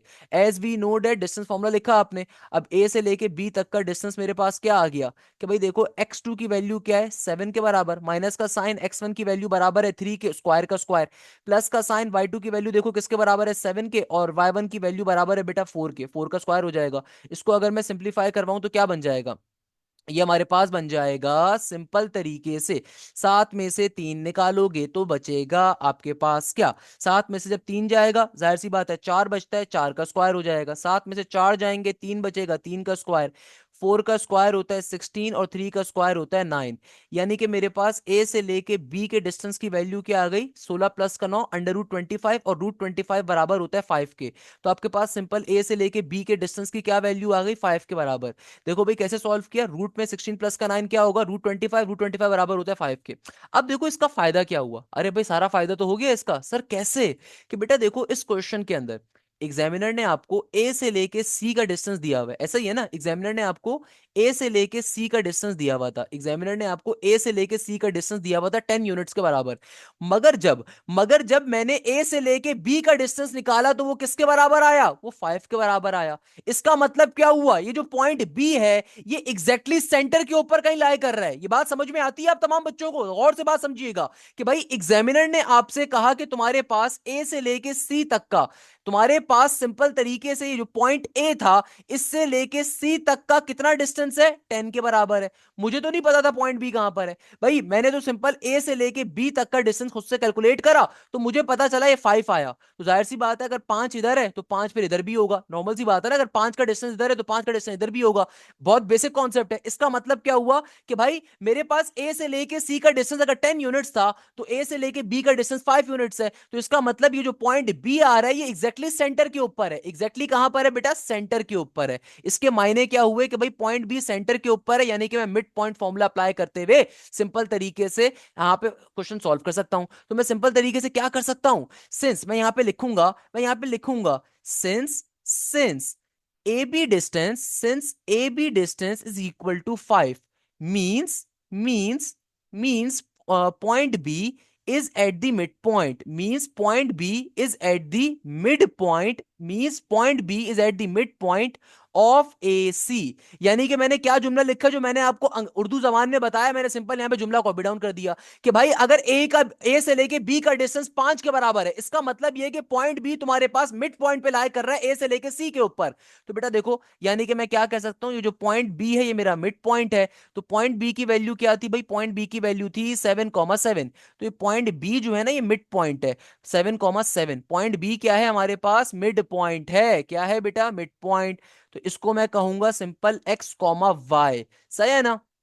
सिमिलरली मेरे पास जो पॉइंट ए है ये आ रहा है 3,4 के बराबर। ये जो पॉइंट ए था ये मेरे पास था 3,4, तो ये मेरा पहला एंड पॉइंट है, ये मेरा दूसरा एंड पॉइंट है, और ये बीच वाला पॉइंट मेरा मिड पॉइंट है, सही है ना। और पॉइंट सी की वैल्यू तो खैर हमें फाइंड करनी है, तो इसको तो x3, y3 रहने देंगे, और इस वाले को या इसको आप ऐसे लिख लो, कोई मसले की बात नहीं है, चूंकि मिड पॉइंट फॉर्मूला अप्लाई कर रहे हो। तो भाई पॉइंट सी जिसको मैंने x, y कहा हुआ था, इसको आप x3, y3 कह लो, कुछ भी कह लो भाई, कोई इसमें इशू नहीं है। लेट्स सपोज आप इसको x3, y3 कह लो, सही है ना। जो पहला वाला पॉइंट है इसको मैं कहता हूं ये मेरा x1, y1 है, जो मेरा दूसरा पॉइंट होता है ये मेरा x2, y2 है। हमें पता है दुनिया में मिड पॉइंट फॉर्मूला क्या होता है, as we know mid point formula सबसे आसान फॉर्मूला होता है दुनिया का। तो एज वी नो डेट भाई x के लिए फॉर्मूला होता है सिंपल x1 प्लस का x2 डिवाइडेड बाय 2, और y के लिए फॉर्मूला होता है y is equal to y1 plus का y2 डिवाइडेड बाय 2। तो बेटा देखो सिंपल तरीके से वैल्यूज को डालो। x की वैल्यू क्या है 7 के बराबर, x1 की वैल्यू 3 है, प्लस का x2 की जगह पे मैं x3 लिख रहा हूँ, सही है ना, नीचे डिवीजन में 2 का 2। मैंने x3 y3 जानबूझ के यहाँ पे रहनी थी, नहीं तो कंफ्यूज हो जाते हैं x और y से, इसलिए x3 y3 कर लो, इसको कोई मसला नहीं है। y की वैल्यू किसके बराबर है, y अगेन 7 के बराबर था, तो y1 प्लस का y2 क्या बन जाएगा, y1 बराबर है 4 के, और y2 को हम लोगों ने y3 पे सपोज किया हुआ है, नीचे 2 का 2 सिंप्लीफाई करवा लो, 2 यहाँ पे डिवाइड हो रहा है, वहां पे मल्टीप्लाई होगा, तो 7 2 14 हो जाएगा, प्लस का 3 जब यहाँ पर आएगा माइनस का 3 बन जाएगा, तो सिंपल x3 की वैल्यू आ गई। तो x3 की वैल्यू क्या आ गई, 14 में से 3 निकालोगे बेटा 11 के बराबर आ जाएगी। सिमिलरली y3 की वैल्यू क्या आ जाएगी, 7 2 आपके पास 14 होता है, प्लस का 4 जब इस तरफ आएगा तो माइनस का 4 बन जाएगा, तो y3 की वैल्यू आ जाएगी सिंपल 10 के बराबर। इस तरीके से मेरे पास पॉइंट सी के कोऑर्डिनेट्स आ गए, तो मैं क्या कह सकता हूं, hence the coordinates of point C, hence point C किसके बराबर है, हेंस पॉइंट सी किसके बराबर है, 11 10 के बराबर है। यानी कि फाइनली मेरे पास पॉइंट सी की वैल्यू किसके बराबर आ रही है, 11 10 के बराबर।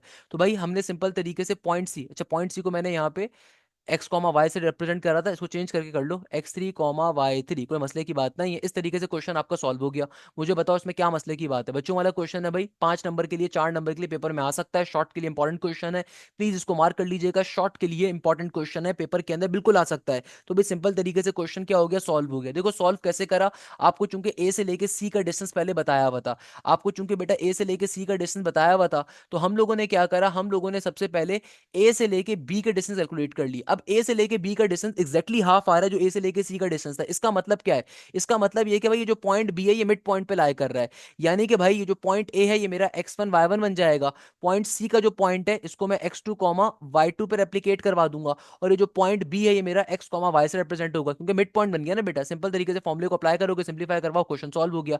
That was the only logic of this question. अच्छा क्वेश्चन नंबर 15 को मैं भी सॉल्व नहीं करवाऊंगा। क्वेश्चन नंबर 15 का जो कॉन्सेप्ट है वो सेंट्रॉइड का कॉन्सेप्ट है, इन सर्कल का कॉन्सेप्ट है, ऑर्थो सेंटर का कॉन्सेप्ट है, उसको मैं कल की क्लास में कवर करूंगा। मगर चूंकि अभी भी हमारे पास रेशियो थ्योरम से लिंक क्वेश्चन एग्जिस्ट करते हैं, तो बेटा क्वेश्चन नंबर 15 और क्वेश्चन नंबर 17 को मैं कल की क्लास में समझा रहा हूँ, क्योंकि वो बड़े मजे के क्वेश्चन हैं। उसको समझने के लिए पहले मुझे पूरा कॉन्सेप्ट देना पड़ेगा, सेंट्रॉइड क्या होता है, इंटरनल बाइसेक्टर क्या होता है, इन सर्कल क्या होता है, इन सेंटर क्या होता है, आपके पास एल्टीट्यूड क्या होता है, सर्कम सर्कल क्या होता है, या राइट बाइसेक्टर क्या होता है, एंड सो ऑन। तो उनको कल की क्लास में लेक्चर नंबर 5 में कवर करेंगे। आज की क्लास के अंदर मैं क्वेश्चन नंबर 16 और 18 भी आपको कवर करवा रहा हूं। सेम तरह के क्वेश्चंस हैं, रेशियो थ्योरम के मजे के क्वेश्चंस हैं। तो भाई जल्दी से अपने पास नोट डाउन करिएगा, क्वेश्चन नंबर 16 को जल्दी से पढ़िएगा। Question number 16 most important question है बेटा। क्वेश्चन नंबर 16 कौन सा क्वेश्चन है, मोस्ट इंपॉर्टेंट क्वेश्चन है, 5 नंबरों के लिए बेतहाशा पेपर्स में आता है। इस क्वेश्चन में देखो एग्जामिनर क्या कह रहा है, एग्जामिनर कहता है a line segment joining point P8, 10 and Q6, -4 is cut by the x and y axis। बहुत दफा एग्जामिनर सिंपल x एक्सिस कह देगा, उस सूरत के अंदर भी कॉन्सेप्ट आपका सिमिलर रहेगा, कॉन्सेप्ट चेंज नहीं होगा, सही है ना। मैं भी बताऊंगा कॉन्सेप्ट क्या है। Find the ratio in which A and B divide P Q. अब देखो इस क्वेश्चन की लॉजिक क्या है, अभी तक तो बहुत सिंपल क्वेश्चन आप लोगों को लग रहा है। एग्जामिनर आपसे क्या कह रहा है, एक लाइन सेगमेंट है, फॉर एग्जाम्पल मैं कहता हूं मेरे पास ये लाइन सेगमेंट आ रही है, लेट सपोज एग्जामिनर कह रहा है कि तुम्हारे पास एक लाइन सेगमेंट है, उस पे एक पॉइंट आ रहा है पी का, एक पॉइंट आ रहा है क्यू का, सही है ना। एक लाइन सेगमेंट है, उसमें एक पॉइंट पी का, एक पॉइंट क्यू का है। पी पॉइंट की वैल्यू गिवन है नेगेटिव का 8, 10 के बराबर, और क्यू पॉइंट की वैल्यू आ रही है फॉर एग्जाम्पल 6, -4 के बराबर। तो एग्जामिनर आपसे कहता है कि भाई तुम्हारे पास जो है ना, तुम्हारे पास एक पॉइंट आ रहा है नेगेटिव का 8, 10 का, और क्यू का पॉइंट आ रहा है 6, -4। आगे एग्जामिनर बड़ी मजे की बात कर रहा है, कहता है तुम्हारा ये जो लाइन सेगमेंट है ना, ये एक्स और वाई दोनों पे कट हो रहा है। अब देखो एक्स और वाई पे कट होने का मतलब क्या है, फॉर एग्जाम्पल मैं आपको इस तरीके से बना के दिखाता हूं कि लेट सपोज ये एक्स और वाई पे कट होने का मतलब है कि मेरा जो पॉइंट है ये कैसे क्या कर रहा है, एक्स और वाई दोनों पे कट हो रहा है, कि देखो ये एक्स एक्सिस के ऊपर भी कट करते हुए जा रहा है, वाई एक्सिस के ऊपर भी कट करते हुए जा रहा है। एग्जामिनर कह रहे हैं रेशो बताइए जिस रेशो के ऊपर ये पॉइंट कट कर रहा होगा, यानी कि हमें इस पॉइंट का रेशो भी निकालना है, इस पॉइंट का रेशो भी निकालना है। कोई मुश्किल बात नहीं है, सिंपल कॉन्सेप्ट है बेटा, बहुत मजे का कॉन्सेप्ट होता है। अब देखो इसके पीछे लॉजिक क्या होती है? हमेशा याद रखिएगा, दुनिया के अंदर कभी भी कोई भी लाइन जब एक्स एक्सिस को कट करती है तो एक्स इंटरसेप्ट बनता है, कोई भी लाइन अगर वाई एक्सिस को कट करती है तो वाई इंटरसेप्ट बनता है। ऑलवेज रिमेंबर दिस कॉन्सेप्ट, मैंने आपको लास्ट की क्लासेस में भी पढ़ाया था, दोबारा पढ़ा रहा हूं इसीलिए कि आपको दोबारा से रिवाइज ना करना पड़े और आपकी जल्दी से मैं क्लास में रिवीजन करवा दूं। हमेशा याद रखिएगा, दुनिया में कोई भी लाइन बेटा एक्स एक्सिस को जब कट करती है ना तो वहां पे फॉर्म हो जाता है एक्स इंटरसेप्ट। एक्स इंटरसेप्ट का मतलब होता है ऐसे पॉइंट का होना, जब लाइन एक्स एक्सिस को कट कर रही थी तो वो पॉइंट जो एक्स एक्सिस के ऊपर लाई कर रहा है, तो वो पॉइंट जाहिर सी बात है एक्स एक्सिस के ऊपर भी होगा और उस लाइन के ऊपर भी होगा। तो बेटा दुनिया के अंदर वो पॉइंट जो एक्स एक्सिस को कट करते हुए जाए उस पॉइंट को हम क्या कहते हैं? एक्स इंटरसेप्ट कहते हैं। और एक्स इंटरसेप्ट की खास बात क्या होती है कि यहां पे हमेशा वाई की वैल्यू जीरो होती है। एक्स की कुछ ना कुछ वैल्यू होगी मगर वाई की वैल्यू क्या होगी? जीरो। इसीलिए इसको हमेशा ए कॉमा जीरो से रिप्रेजेंट करवाते हैं। सिमिलरली देखो, वाई इंटरसेप्ट का मतलब क्या होता है?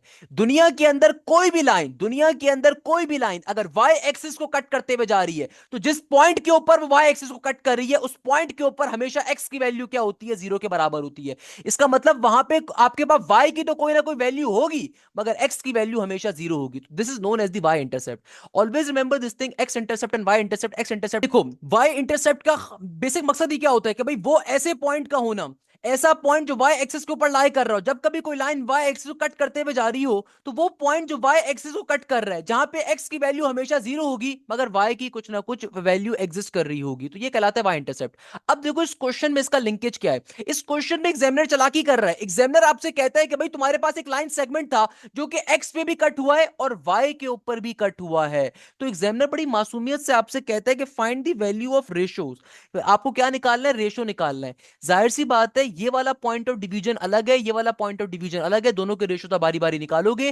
भाई एक्स का पॉइंट कैसे निकालोगे? याद रखिएगा यहां पे आप एक्स के पॉइंट के लिए रेशो कैसे निकालोगे? सिंपल तरीके से वाई की वैल्यू को जीरो करके। वाई के लिए रेशो निकालने के लिए मैं एक्स की वैल्यू को जीरो कर रहा हूं। सर क्या मतलब? सर बात समझ में नहीं आई। अभी टेंशन लेने की नीड नहीं है भाई, अभी मैं पूरी चीज समझाऊंगा। अभी सिर्फ मैंने आपको कॉन्सेप्ट दिया कि कॉन्सेप्ट कैसे वर्क कर रहा होगा। आई होप यहां तक की बात एटलीस्ट क्लियर होगी कि भाई एक लाइन सेगमेंट है, वो एक्स एक्सिस पे भी कट हो रहा है, वाई एक्सिस पे भी कट हो रहा है। और हमें ये बात मालूम है दुनिया में कोई भी लाइन अगर एक्स एक्सिस पे कट होती है तो उसका मतलब क्या होता है? उसके बाद वाई की वैल्यू जीरो होगी। ये बात तो सबको क्लियर है। और दुनिया में कोई भी लाइन अगर वाई एक्सिस पे कट हो रही होगी तो उसके पास एक्स की वैल्यू जीरो होती है। ये वाली बात भी सबको क्लियर होती है। तो अब आ जाओ क्वेश्चन सॉल्व करने के ऊपर, अब आ जाओ रेशो निकालने के ऊपर कैसे निकालेंगे। देखो भाई, सबसे पहले नंबर के ऊपर मैं क्या करूंगा? सबसे पहले नंबर के ऊपर मैं इसको बेसिक अंदाज में लिखूंगा। अच्छा, बहुत दफा ये क्वेश्चन जो है ना सिंपल एक्स के लिए भी आ सकता है, सिंपल वाई के लिए भी आ सकता है, और ये पुरानी किताब में ऐसे क्वेश्चंस मौजूद थे तो उसमें कोई डिफिकल्टी नहीं होती। सेम तरह का पैटर्न वहां पे भी फॉलो होता है। सबसे पहले नंबर को हम लिखेंगे, we have to find the ratios of x and y. हमें क्या निकालना है? हमें एक्स और वाई का रेशियोज निकालने हैं। We have to find the ratios, we have to find we have to find the ratios we have to find the ratio we have to find the ratios। सही है ना? हमें अब देखो बेटा, यानी कि हमें क्या निकालना है? हमें रेशो निकालना है। और रेशो का मतलब क्या होता है? रेशो का मतलब होता है कि मुझे M1 रेशो M2 की वैल्यू को कैलकुलेट करना है। यानी कि मैं अपना डेटा सेट एक ही दफा बना लेता हूं ताकि मुझे बार बार ना बनाना पड़े। तो मैं क्या कह सकता हूं कि मुझे M1 रेशो M2 की वैल्यू को निकालना है। मुझे जो पॉइंट P गिवन है वो क्या गिवन है? नेगेटिव का 8, 10 गिवन है। और देखो बेटा, मुझे जो पॉइंट Q गिवन है क्या गिवन है? 6, -4 गिवन है। एग्जैक्टली सेम क्वेश्चन आपकी लास्ट किताब में भी मौजूद है और बहुत ज्यादा पेपर के अंदर आता है, तो कोई मसले की बात नहीं है, बच्चों वाली चीज है। तो भाई पहले वाले एंड पॉइंट को हम कहते हैं x1 y1, और जो भी दूसरा वाला एंड पॉइंट होता है उसको हम कहते हैं x2 y2। अब देखो हमें पता है कि भाई हमारे पास डिवीजन का फॉर्मूला क्या होता है। डिवीजन के फॉर्मूले को भी मैं एक ही बार जानबूझ के लिख रहा हूं ताकि मैं बार बार अप्लाई ना करना पड़े। तो मैं क्या कहूंगा?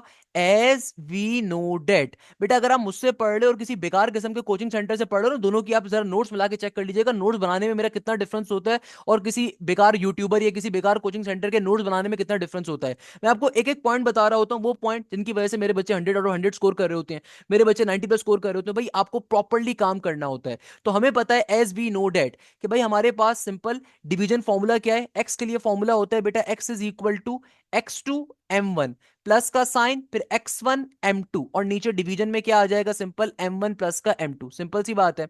सिमिलरली y के लिए बेटा फॉर्मूला क्या होता है? y के लिए फॉर्मूला होता है y is equal to y2 m1, फिर प्लस के साइन के बाद क्या होता है? y1 m2, और नीचे डिवीजन के अंदर क्या होता है? सिंपल m1 प्लस का m2। अब देखो सॉल्व कैसे करेंगे। आपको डेटा के अंदर जो है ना आधी चीजें गिवन है, आपको x1 y1 क्वेश्चन में गिवन है, x2 y2 गिवन है, आपको रेशो निकालना है। अब देखो अगर मुझे x के लिए फॉर्मूला अप्लाई करना है तो जाहिर सी बात है, या तो x की वैल्यू मुझे पता हो या y की वैल्यू मुझे पता होगी, तभी तो रेशो निकलेगा। ये बात समझ में आती है। अगर मुझे x के लिए रेशो निकालना है तो भाई अगर x की वैल्यू पता होगी तो मैं रेशो x2 x1 को प्लॉट करूंगा, x को प्लॉट करूंगा तभी तो m1 m2 आएगा। या फिर अगर y की वैल्यू मुझे मालूम होगी उसी कंडीशन के अंदर, तो बेटा मैं सिंपल तरीके से क्या करूंगा, मैं सिंपल तरीके से y2 y1 को जब प्लॉट करूंगा तो m1 और m2 आएगा। तो याद रखिएगा इसको सॉल्व करने का तरीकेकार क्या है, कॉन्सेप्ट क्या है। आपको पहले तो कॉन्सेप्ट पता होना चाहिए कि भाई चूंकि मेरी लाइन एक्स पे भी कट हुई है वाई पे भी कट हुई है, तो हम बारी बारी दोनों के लिए सॉल्व करेंगे। तो मैं सिंपल तरीके से यहां तक का काम आपने लाजमी तौर पर लिखना है। उसके पीछे रीजन क्या है, ताकि आपको बार बार डेटा ना लाना पड़े। अब देखो मैं इसी बात को, जो मैंने बात अभी आपको ऊपर बताई है ना, उसको मैं इंग्लिश में लिखता हूं। मैं कहता हूं कि भाई we have to find the ratio with respect to x axis. सबसे पहले मैं एक्स के रिस्पेक्ट से रेशियो निकालता हूं। तो सबसे पहले मैं क्या लिख रहा हूं यहां पे, we have to find the ratio with respect to x axis. We have to find ratio, we have to find ratio with respect to x axis. We have to find ratio with respect to x axis. तो सबसे पहले मैं x axis की respect से ratio निकालूंगा। अब मुझे पता है एक्स एक्सिस की खास बात क्या होती है। मैं यहाँ पे, अच्छा इसको मैं इक्वेशन नंबर 1 कह देता हूं, इसको मैं इक्वेशन नंबर 2 कह देता हूं। We have to find the ratio with respect to x axis. मैं कहता हूं by putting y is equal to 0। क्योंकि मुझे पता है दुनिया के अंदर एक्स एक्सिस के ऊपर अगर कोई भी लाइन अगर एक्स एक्सिस को जब कट करती है ना, तो एक्स एक्सिस के ऊपर हमेशा y की वैल्यू क्या होती है, 0। तो मैं इसी बात को यहां पे कर रहा हूं कि भाई अगर मुझे एक्स एक्सिस का रेशियो निकालना है तो मैं सिंपल तरीके से y की वैल्यू 0 प्लॉट करूंगा, किसके अंदर, इक्वेशन नंबर 2 के अंदर। इन इक्वेशन नंबर 2, तो भाई सिंपल y की वैल्यू 0 मैंने प्लॉट कर दी, किसमें, इक्वेशन नंबर 2 के अंदर। तो बेटा देखो क्या बन जाएगा, y की जगह पे 0 आ गया, y2 की वैल्यू बराबर है किसके, नेगेटिव ऑफ 4 के, m1 का m1 as it is plus का साइन, y1 की वैल्यू बराबर है किसके, 10 के, आगे m2 का m2 एज इट इज। नीचे डिवीजन में क्या आ जाएगा, m1 प्लस का m2। देखो बेटा ये m1 प्लस का m2 यहाँ पे डिवाइड हो रहा है, वहां पे आके मल्टीप्लाई हो जाएगा, सही है ना। जीरो से कोई भी टर्म मल्टीप्लाई होती है जीरो ही हो जाती है। ये बन जाएगा नेगेटिव का 4m1 प्लस का 10m2। सही है। मैं सिंपल तरीके से नेगेटिव के 4m1 को दूसरी तरफ भिजवा दूंगा, तो ये बन जाएगा 4m1 इक्वल टू के बाद 10m2। m1 divided by m2 हमारा रेशियो होता है, तो बेटा देखो ये m2 यहाँ पे डिवाइड हो रहा है, वहां पे आके मल्टीप्लाई होगा, तो ये बन जाएगा m1 divided by m2 is equal to 10 divided by 4। सही है ना। यानी कि मेरे पास सिंप्लीफाई करवाने के बाद 2 5 जार 10 एंड 2 2 जार 4। यानी कि देखो भाई हमारे पास सिंपल तरीके से m1 रेशो m2 की वैल्यू किसके बराबर आ गई, ये आ गई 5:2 के बराबर। यानी कि m1 रेशो m2 की वैल्यू क्या आ गई, 5:2। मगर ये कौन सा रेशो आया है, ये आपके पास रेशो आया है एक्स एक्सिस का। यानी कि भाई ये जो रेशो मेरे पास आया है कौन सा आया है, एक्स एक्सिस का। तो मैं क्या कह सकता हूं, on x axis the ratio is, on x axis ratio किसके बराबर है, ये बराबर है m1 रेशो m2 के, यानी कि 5:2 के। बात समझ में आती है कैसे सॉल्व किया, कि भाई मेरी जो लाइन है वो एक्स पे भी कट हुई है वाई पे भी कट हुई है, तो कैसे सॉल्व करेंगे। देखो हिडन चीज है, आपको इंटरसेप्ट का कॉन्सेप्ट नहीं पता होगा क्वेश्चन ही सॉल्व नहीं कर सकते। तो इसीलिए इंटरसेप्ट का क्वेश्चन पता होना लाजमी बात है, कि भाई इंटरसेप्ट का कॉन्सेप्ट क्या होता है, when ever it is x axis, x axis के ऊपर हमेशा वाई की वैल्यू 0 होती है, और वाई एक्सिस के ऊपर हमेशा एक्स की वैल्यू 0 होती है। तो अगर मुझे एक्स एक्सिस का रेशो निकालना है तो मुझे पता है एक्स एक्सिस के ऊपर वाई की वैल्यू क्या होती है, 0। सिंपल तरीके से वाई वाली इक्वेशन का इस्तेमाल करा। अब देखो जब मैं वाई एक्सिस का रेशो निकालने के लिए जाऊंगा तो मैं वाई एक्सिस की कंडीशन को इस्तेमाल करूंगा। तो मैं क्या लिखूंगा यहां पे बेटा, मैं लिखूंगा वी हैव टू फाइंड, अब की बारी में क्या करेंगे, we have to find, we have to find ratio with respect to y axis, we have to find ratio with respect to y axis. अब की बारी में वाई एक्सिस की रिस्पेक्ट से इक्वेशन लेंगे। सिंपल तरीके से we have to find the ratio with respect to y axis by putting x is equal to 0, क्योंकि y एक्सिस के ऊपर x की वैल्यू 0 होती है इन इक्वेशन नंबर 1, और x वाली इक्वेशन कौन सी है, इक्वेशन नंबर 1 है।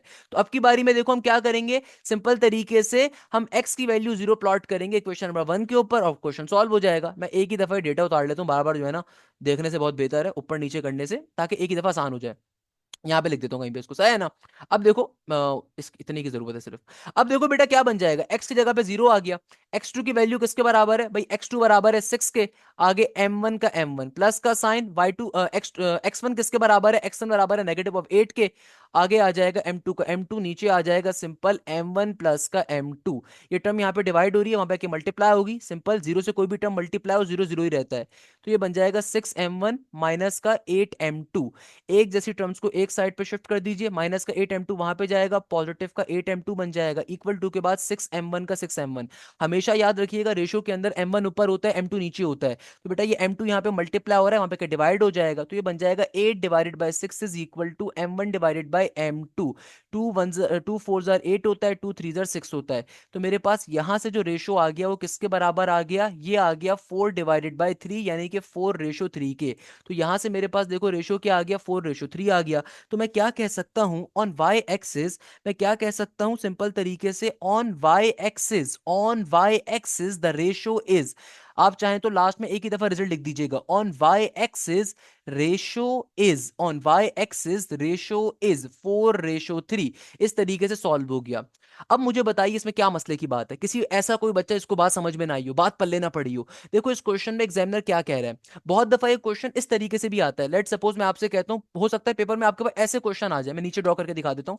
बहुत दफा पेपर के अंदर क्वेश्चन बेटा सेम क्वेश्चन इस तरीके से पूछा जाएगा, एग्जामिनर बोलेगा कि भाई तुम्हारे पास एक लाइन है और वो लाइन सिंपल तरीके से क्या कर रही है, इसको कट कर रही है, तुम्हारे पास जो लाइन है वो लाइन सिर्फ एक एक्सिस पे कट कर रही है। अगर तो एक एक्सिस पे कट कर रही है तब भी कोई प्रॉब्लम नहीं है, तब भी सेम कॉन्सेप्ट होगा, तो भाई वहां पे फिर आप एक दफा फॉर्मूला अप्लाई करोगे, रेशो डायरेक्टली निकाल लोगे। भाई अगर याद रखिएगा मेरे एक जुमले को, मैं अब जो जुमला बोलना चाह रहा हूं ना, मैं बहुत पहले से बोलना चाह रहा था, बट मैंने जानबूझ के क्वेश्चन को पहले कंप्लीट करवा फिर बोल रहा हूं।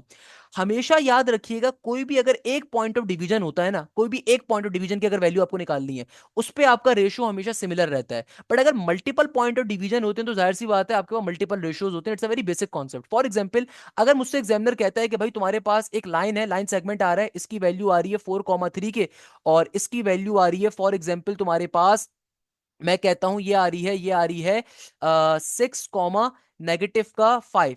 आप चलो मैं एक क्वेश्चन आपको दे रहा हूं जो खुद से बैठ के सॉल्व करिएगा बाद में, सही है ना। और मैं कहता हूं कि भाई ये जो लाइन है ना, इसने एक्स एक्सिस के ऊपर कट करा है, मैं कहता हूं कि एक लाइन है, उस लाइन ने एक्स एक्सिस के ऊपर कट करा है, आपको रेशियो कैलकुलेट करना है, कैसे करोगे। बहुत बेसिक क्वेश्चन है, ऐसे क्वेश्चन पेपर में बहुत आते हैं। तो भाई मैंने आपको देखो लाइन सेगमेंट के दोनों एंड पॉइंट्स बता दिए, तो बेटा देखो ये 4,3 जो है ना, ये आपका x1 y1 कंसीडर होगा, और ये जो आपके पास 6,-5 आ रहा है, ये आपके पास x2, y2 कंसीडर होगा।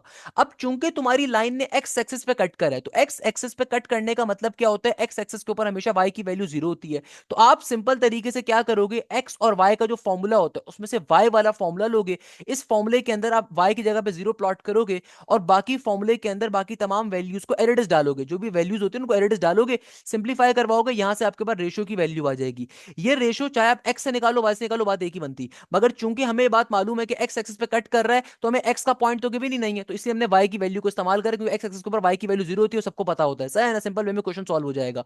जैसे ऊपर वाला क्वेश्चन था, इस क्वेश्चन में क्या था कि आपसे एग्जामिनर कह रहा है कि तुम्हारी जो लाइन है वो 2 पॉइंट्स पे कट हो रही है, तभी उसने आपसे रेशियोज मांगे हुए थे। अच्छा क्वेश्चन में यहाँ पे गलती करी हुई, तो रेशियो का लफ्ज लिखा हुआ रेशियोज होता है ये, सही है ना, इसने प्लूरल फॉर्म नहीं लगाई। कहने का मकसद ये कि एग्जामिनर आपसे कह रहा था कि आपकी जो लाइन है वो एक्स पे भी कट कर रही है, वाई पे भी कट कर रही है, तो हमें ये बात पता है कि एक्स से रेशियो डिफरेंट आएगा, क्योंकि एक्स के ऊपर एक अलग पॉइंट ऑफ डिवीजन होगा, वाई के ऊपर एक अलग पॉइंट ऑफ डिवीजन होगा, दोनों रेशियोज आपके पास डिफरेंट आएंगे। It's a very basic concept, आपके पास जो दोनों रेशियोज आएंगे बेटा वो क्या आएंगे, वो डिफरेंट आएंगे, क्लियर है ना। हमारे पास दोनों रेशियोज जो आएंगे वो डिफरेंट आएंगे, और फिर उसको हम सिंप्लीफाई करवा रहे होंगे, क्लियर है बेटा। और उसके ऊपर फिर आपने एक दफा एक्स के, जब आपने एक्स एक्सिस का रेशियो निकालना था तो आपने वाई की वैल्यू 0 प्लॉट करवाई, जब आपने वाई एक्सिस का रेशियो निकालना तो आपने एक्स की वैल्यू 0 प्लॉट करवाई, इस तरीके से फाइनली आपके पास दोनों पॉइंट्स ऑफ डिवीजन के रेशियोज आ गए। ये कॉन्सेप्ट है इस क्वेश्चन का। आई होप आप तमाम बच्चों को क्वेश्चन क्लियर हुआ होगा।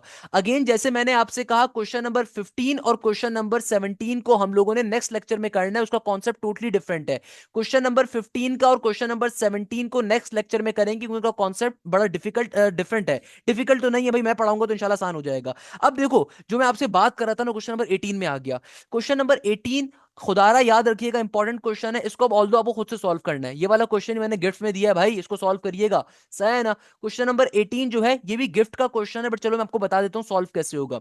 इस क्वेश्चन में देखो एग्जामिनर क्या कह रहा है, एग्जामिनर कहता है straight line passes through the point 7,9 and -1,1, find a point on a line whose ordinate is 4। अब देखो भैया जी, इस क्वेश्चन के अंदर एग्जामिनर ने क्या करा, तुमसे कहता है कि भाई ऑर्डिनेट की वैल्यू दे रहा हूं। अक्सर बच्चों को तो क्वेश्चन नहीं समझ में नहीं आएगा, एग्जामिनर क्या कहता है जरा बात समझते हैं। कहता है a straight line passes through the point 7,9 and -1,1। A straight line passes, यानी कि एक स्ट्रेट लाइन है, वो दो पॉइंट से पास कर रही है। अच्छा, क्वेश्चन में कहीं पे इसने डिवीजन का लफ्ज भी नहीं लिखा, अक्सर बच्चे कंफ्यूज हो जाएंगे। मगर यहाँ पे आप कोई और कॉन्सेप्ट अप्लाई नहीं कर सकते ना बेटा, उसके पीछे रीजन क्या है? एग्जामिनर कह रहा है तुम्हारे पास एक पॉइंट ए है, तुम्हारे पास एक पॉइंट बी है। पॉइंट ए की वैल्यू क्या कह रहा है, 7,9 के बराबर है, और देखो पॉइंट बी की वैल्यू है -1,1 के। एग्जामिनर कह रहा है कि भाई स्ट्रेट लाइन जो है ना एक पॉइंट से पास करती है, straight line passes to point 7,9 -1,1। Find a point on the line whose ordinate is 4। Examiner कह रहे हैं कि भाई तुम्हारी इस लाइन के ऊपर जो है ना, तुम्हारी इस लाइन के ऊपर कहीं एक पॉइंट एग्जिस्ट कर रहा है, उस पॉइंट के अंदर मैं तुम्हें ऑर्डिनेट की वैल्यू बता रहा हूं, तुम्हारे एप्सीसा की वैल्यू खुद से निकालनी है। किसकी वैल्यू खुद से निकालनी है? एप्सीसा की वैल्यू खुद से निकालनी है, सही है ना? आपको बेसिकली उस कंप्लीट पॉइंट की वैल्यू को फाइंड आउट करना है। अब क्वेश्चन में ऑल्दो कहीं डिवीजन का जिक्र नहीं है, मगर चूंकि एग्जामिनर ने साफ तौर पे कहा हुआ है straight line pass to the point, यानी कि स्ट्रेट लाइन पॉइंट से पास कर रही है, तो ए और बी आपके लाइन सेगमेंट बन गए, और इनके दरमियान में कोई पॉइंट एग्जिस्ट कर रहा है, तो जाहिर सी बात है भाई हम क्या कंसीडर कर सकते हैं, और तो कोई फॉर्मुला अप्लाई नहीं कर सकते। अपनी मर्जी से कोई आप मिड पॉइंट फॉर्मुला थोड़ी अप्लाई कर सकते हो, आपको थोड़ी पता है मिड के ऊपर एग्जिस्ट कर रहा है। हो सकता है किसी बच्चे के जहन में आए सर मिड पॉइंट फॉर्मुला क्यों नहीं अप्लाई करते, भाई आपको थोड़ी पता है बीच में अप्लाई कर रहा है। एग्जामिनर ने क्वेश्चन पे कहीं लिखा है कि मिड पे अप्लाई कर रहा है? नहीं कर रहा। क्या एग्जामिनर ने कहीं पे लिखा है कि भाई आपके पास अल्लाह भला करे डिस्टेंस फॉर्मुला अप्लाई होगा? नहीं लिखा। हमारे पास यहाँ पे सिर्फ एक कॉन्सेप्ट बनता है कि भाई अगर लाइन सेगमेंट के दरमियान में कहीं पे पॉइंट आ रहे तो इंटरनल डिवीजन का कॉन्सेप्ट होगा, जाहिर सी बात है। तो भाई मैं सबसे पहले क्या करोगे, सबसे पहले देखो यहाँ पे आपको ऑर्डिनेट गिवन है, ऑर्डिनेट कहते हैं वाई को। आपको एक्स की वैल्यू नहीं पता तो आपको एक्स की वैल्यू निकालनी पड़ेगी। सबसे पहले नंबर के ऊपर हम कैसे सॉल्व करेंगे इस क्वेश्चन को? देखो इस क्वेश्चन को सॉल्व आपने आप खुद करना है, मैं नहीं करवाऊंगा इस क्वेश्चन को। इसकी लॉजिक मैं आपको बता रहा हूं कि सबसे पहले आपको जो y की वैल्यू गिवन है ना, तो आप y का फॉर्मूला इस्तेमाल करोगे। y का फॉर्मूला इस्तेमाल करके सबसे पहले आप रेशियो कैलकुलेट कर लोगे। सबसे पहले क्या करोगे, रेशियो कैलकुलेट कर लोगे। Once you have the ratios, जब आपके पास रेशियोज आ जाएंगे, वंस आपके पास रेशियोज आ गए, अब आपने करना क्या है, आपने फिर अब x का फॉर्मूला अप्लाई करना है। अब x का फॉर्मूला अप्लाई करोगे तो भाई सिंपल तरीके से x2 के अंदर x2 की वैल्यू डालोगे, m1 में m1 की प्लस का साइन, x1 में x1 की, m2 में m2 के नीचे m1 प्लस का m2 एज इट इज, है ना? सिंप्लीफाई करोगे x का आंसर आ जाएगा। That is the logic of this particular question. I hope it make some logical sense for इस एक्सरसाइज को जो मंतकी अंजाम पे हम पहुंचा रहे हैं, खाली क्वेश्चन नंबर 15 और 17 रह गया, उसको नेक्स्ट क्लास में करेंगे। एक चीज मैं आपको होमवर्क के तौर पे देना चाहूंगा, आपकी किताब के अंदर एक्सरसाइज नंबर 7.1 से पहले एग्जाम्पल नंबर 1 और एग्जाम्पल नंबर 2 गिवन होंगे, उसको खुद से आपने सॉल्व करना है। सेम तरह का कॉन्सेप्ट है भाई, एग्जाम्पल नंबर 1 तो सिंपल इंटरनल एक्सटर्नल डिवीजन पे आ रही है, एग्जाम्पल नंबर 2 मिड पॉइंट के कॉन्सेप्ट पे आ रही है। कोई मुश्किल चीज नहीं है बेटा, सेम कॉन्सेप्ट पे सॉल्व होगी और चुटकी बजा के सॉल्व हो सकती है भाई, इसमें कोई इशू नहीं है। एग्जाम्पल नंबर 2 के अंदर, सही है ना? आपको सिंपल तरीके से एग्जाम्पल नंबर जो सॉरी 2 और एग्जाम्पल नंबर 3 भी, एग्जाम्पल नंबर 3 मेरे ख्याल में पैरेललोग्राम वाली आ रही है ना? हाँ, ये तीनों एग्जाम्पल्स आपने खुद से सॉल्व करनी है। एग्जाम्पल 1 और एग्जाम्पल 2 तो बेटा इंटरनल एक्सटर्नल डिवीजन पे आ रही है, वो सिंपल है। एग्जाम्पल नंबर 3 जो है मिड पॉइंट के कॉन्सेप्ट पे आ रही है कि आपको पी और क्यू की वैल्यूज को फाइंड करना है। तो भाई सिंपल तरीके से पैरेललोग्राम की बेसिक कंडीशंस को अप्लाई कर दीजिए। हमेशा याद रखिएगा, आपके पास दुनिया में कभी भी कोई पैरेललोग्राम अगर एग्जिस्ट कर रहा हो तो उसकी जो एडजेसेंट साइड्स होती हैं वो आपस में बराबर होती हैं। चाहो तो इस कॉन्सेप्ट पे सॉल्व कर सकते हो, डिस्टेंस फॉर्मूले भी सॉल्व हो जाएगा बाय द वे। मगर आसान तरीका क्या है, मिड पॉइंट फॉर्मूला अप्लाई कर लो कि भाई आपके पास जो मिड पॉइंट होगा ना बी से लेके डी तक का, और आपके पास जो मिड पॉइंट होगा ए से लेके सी तक का, वो आपके पास सिंपल तरीके से क्या होंगे, बराबर होंगे, सही है ना? तो इस तरीके से क्वेश्चन हमारा क्या हो जाएगा, सॉल्व हो जाएगा। और ये आपने खुद से सॉल्व करने हैं 3 एग्जांपल्स। मैंने आपको क्वेश्चन नंबर 18 और एक क्वेश्चन मैंने अपने पास से गिफ्ट के तौर पे दिया है। ये गिफ्ट देखो बेटा, मैं अपने बच्चों को गिफ्ट देता हूँ, हमेशा याद रखिएगा मुझसे अगर पढ़ने का शौक रखते हो तो अगर मेरी बताई गई चीजों पर अमल करोगे तो बिलीव मी बहुत अच्छे नंबरों से कामयाब हो जाओगे इंशाल्लाह। तो जो गिफ्ट मैं देता हूँ इनको आपने साथ साथ प्रैक्टिस करनी है। आई होप आज के लिए इतना बहुत ज्यादा है, सही है ना भाई? तो ये हमारी आज की क्लास का लेक्चर था। आपने लाजमी तौर पर लेक्चर कर लेंगे अपने दोस्तों के साथ, अपने जानने वालों के साथ, अपने फ्रेंड्स के साथ, अपने कोचिंग के कॉलेज की एकेडमी में शेयर करना है और उनको बताना है कि सर हाशिम ने फ्री ऑफ कॉस्ट हमारे लेक्चर डाल रहे हैं। सर हाशिम का एप्टीट्यूड का बैच भी स्टार्ट हो रहा है, उसको भी ज्वाइन करना है। बैच नंबर 1 के बच्चों का सक्सेस रेशियो सबसे अच्छा होता है, ऑलवेज रिमेंबर दिस थिंग। अल्हम्दुलिल्लाह सबसे ज्यादा बच्चे जो पोजीशंस लेकर आते हैं मेरे पास वो बैच नंबर 1 से आते हैं। तो बैच नंबर 1 की क्लासेस अगस्त के एंड से स्टार्ट हो रही है। इसमें नस्ट की, फास्ट की, एनईटी की, आईबी की, यूईटी की, कॉमसेट्स की, लम्स की, तमाम यूनिवर्सिटीज की तैयारी मामूली फीस के ऊपर होगी। मैं आपको गारंटी दे सकता हूं आपके कोचिंग सेंटर की जितनी फीस नहीं होगी ना, उससे कम तरीन फीस के ऊपर पूरे साल की आपको मैं पढ़ा रहा हूँ। यानी कि कोचिंग के अंदर लेट्स सपोज आप 6,000 रुपए देते हो, तो भाई मेरे पास 6,500 रुपए की फीस है, 7,000 रुपए की फीस है। उस 7,000 रुपए के अंदर पूरे साल की आपकी एप्टीट्यूड की तैयारी शामिल होगी, मल्टीपल टेस्ट शामिल होंगे, प्रॉपर्ली एप्टीट्यूड को पढ़ाया जाएगा। तो आप उसको भी लाजमी तौर पर ज्वाइन करिएगा, अपने फ्रेंड्स को बताइएगा। यहीं पे इस क्लास को एंड करते हैं, तो उम्मीद के साथ कि आप जाएं जैसे खैरियत से होंगे। जजाक अल्लाह, thank you so much. Hashim Zia Sane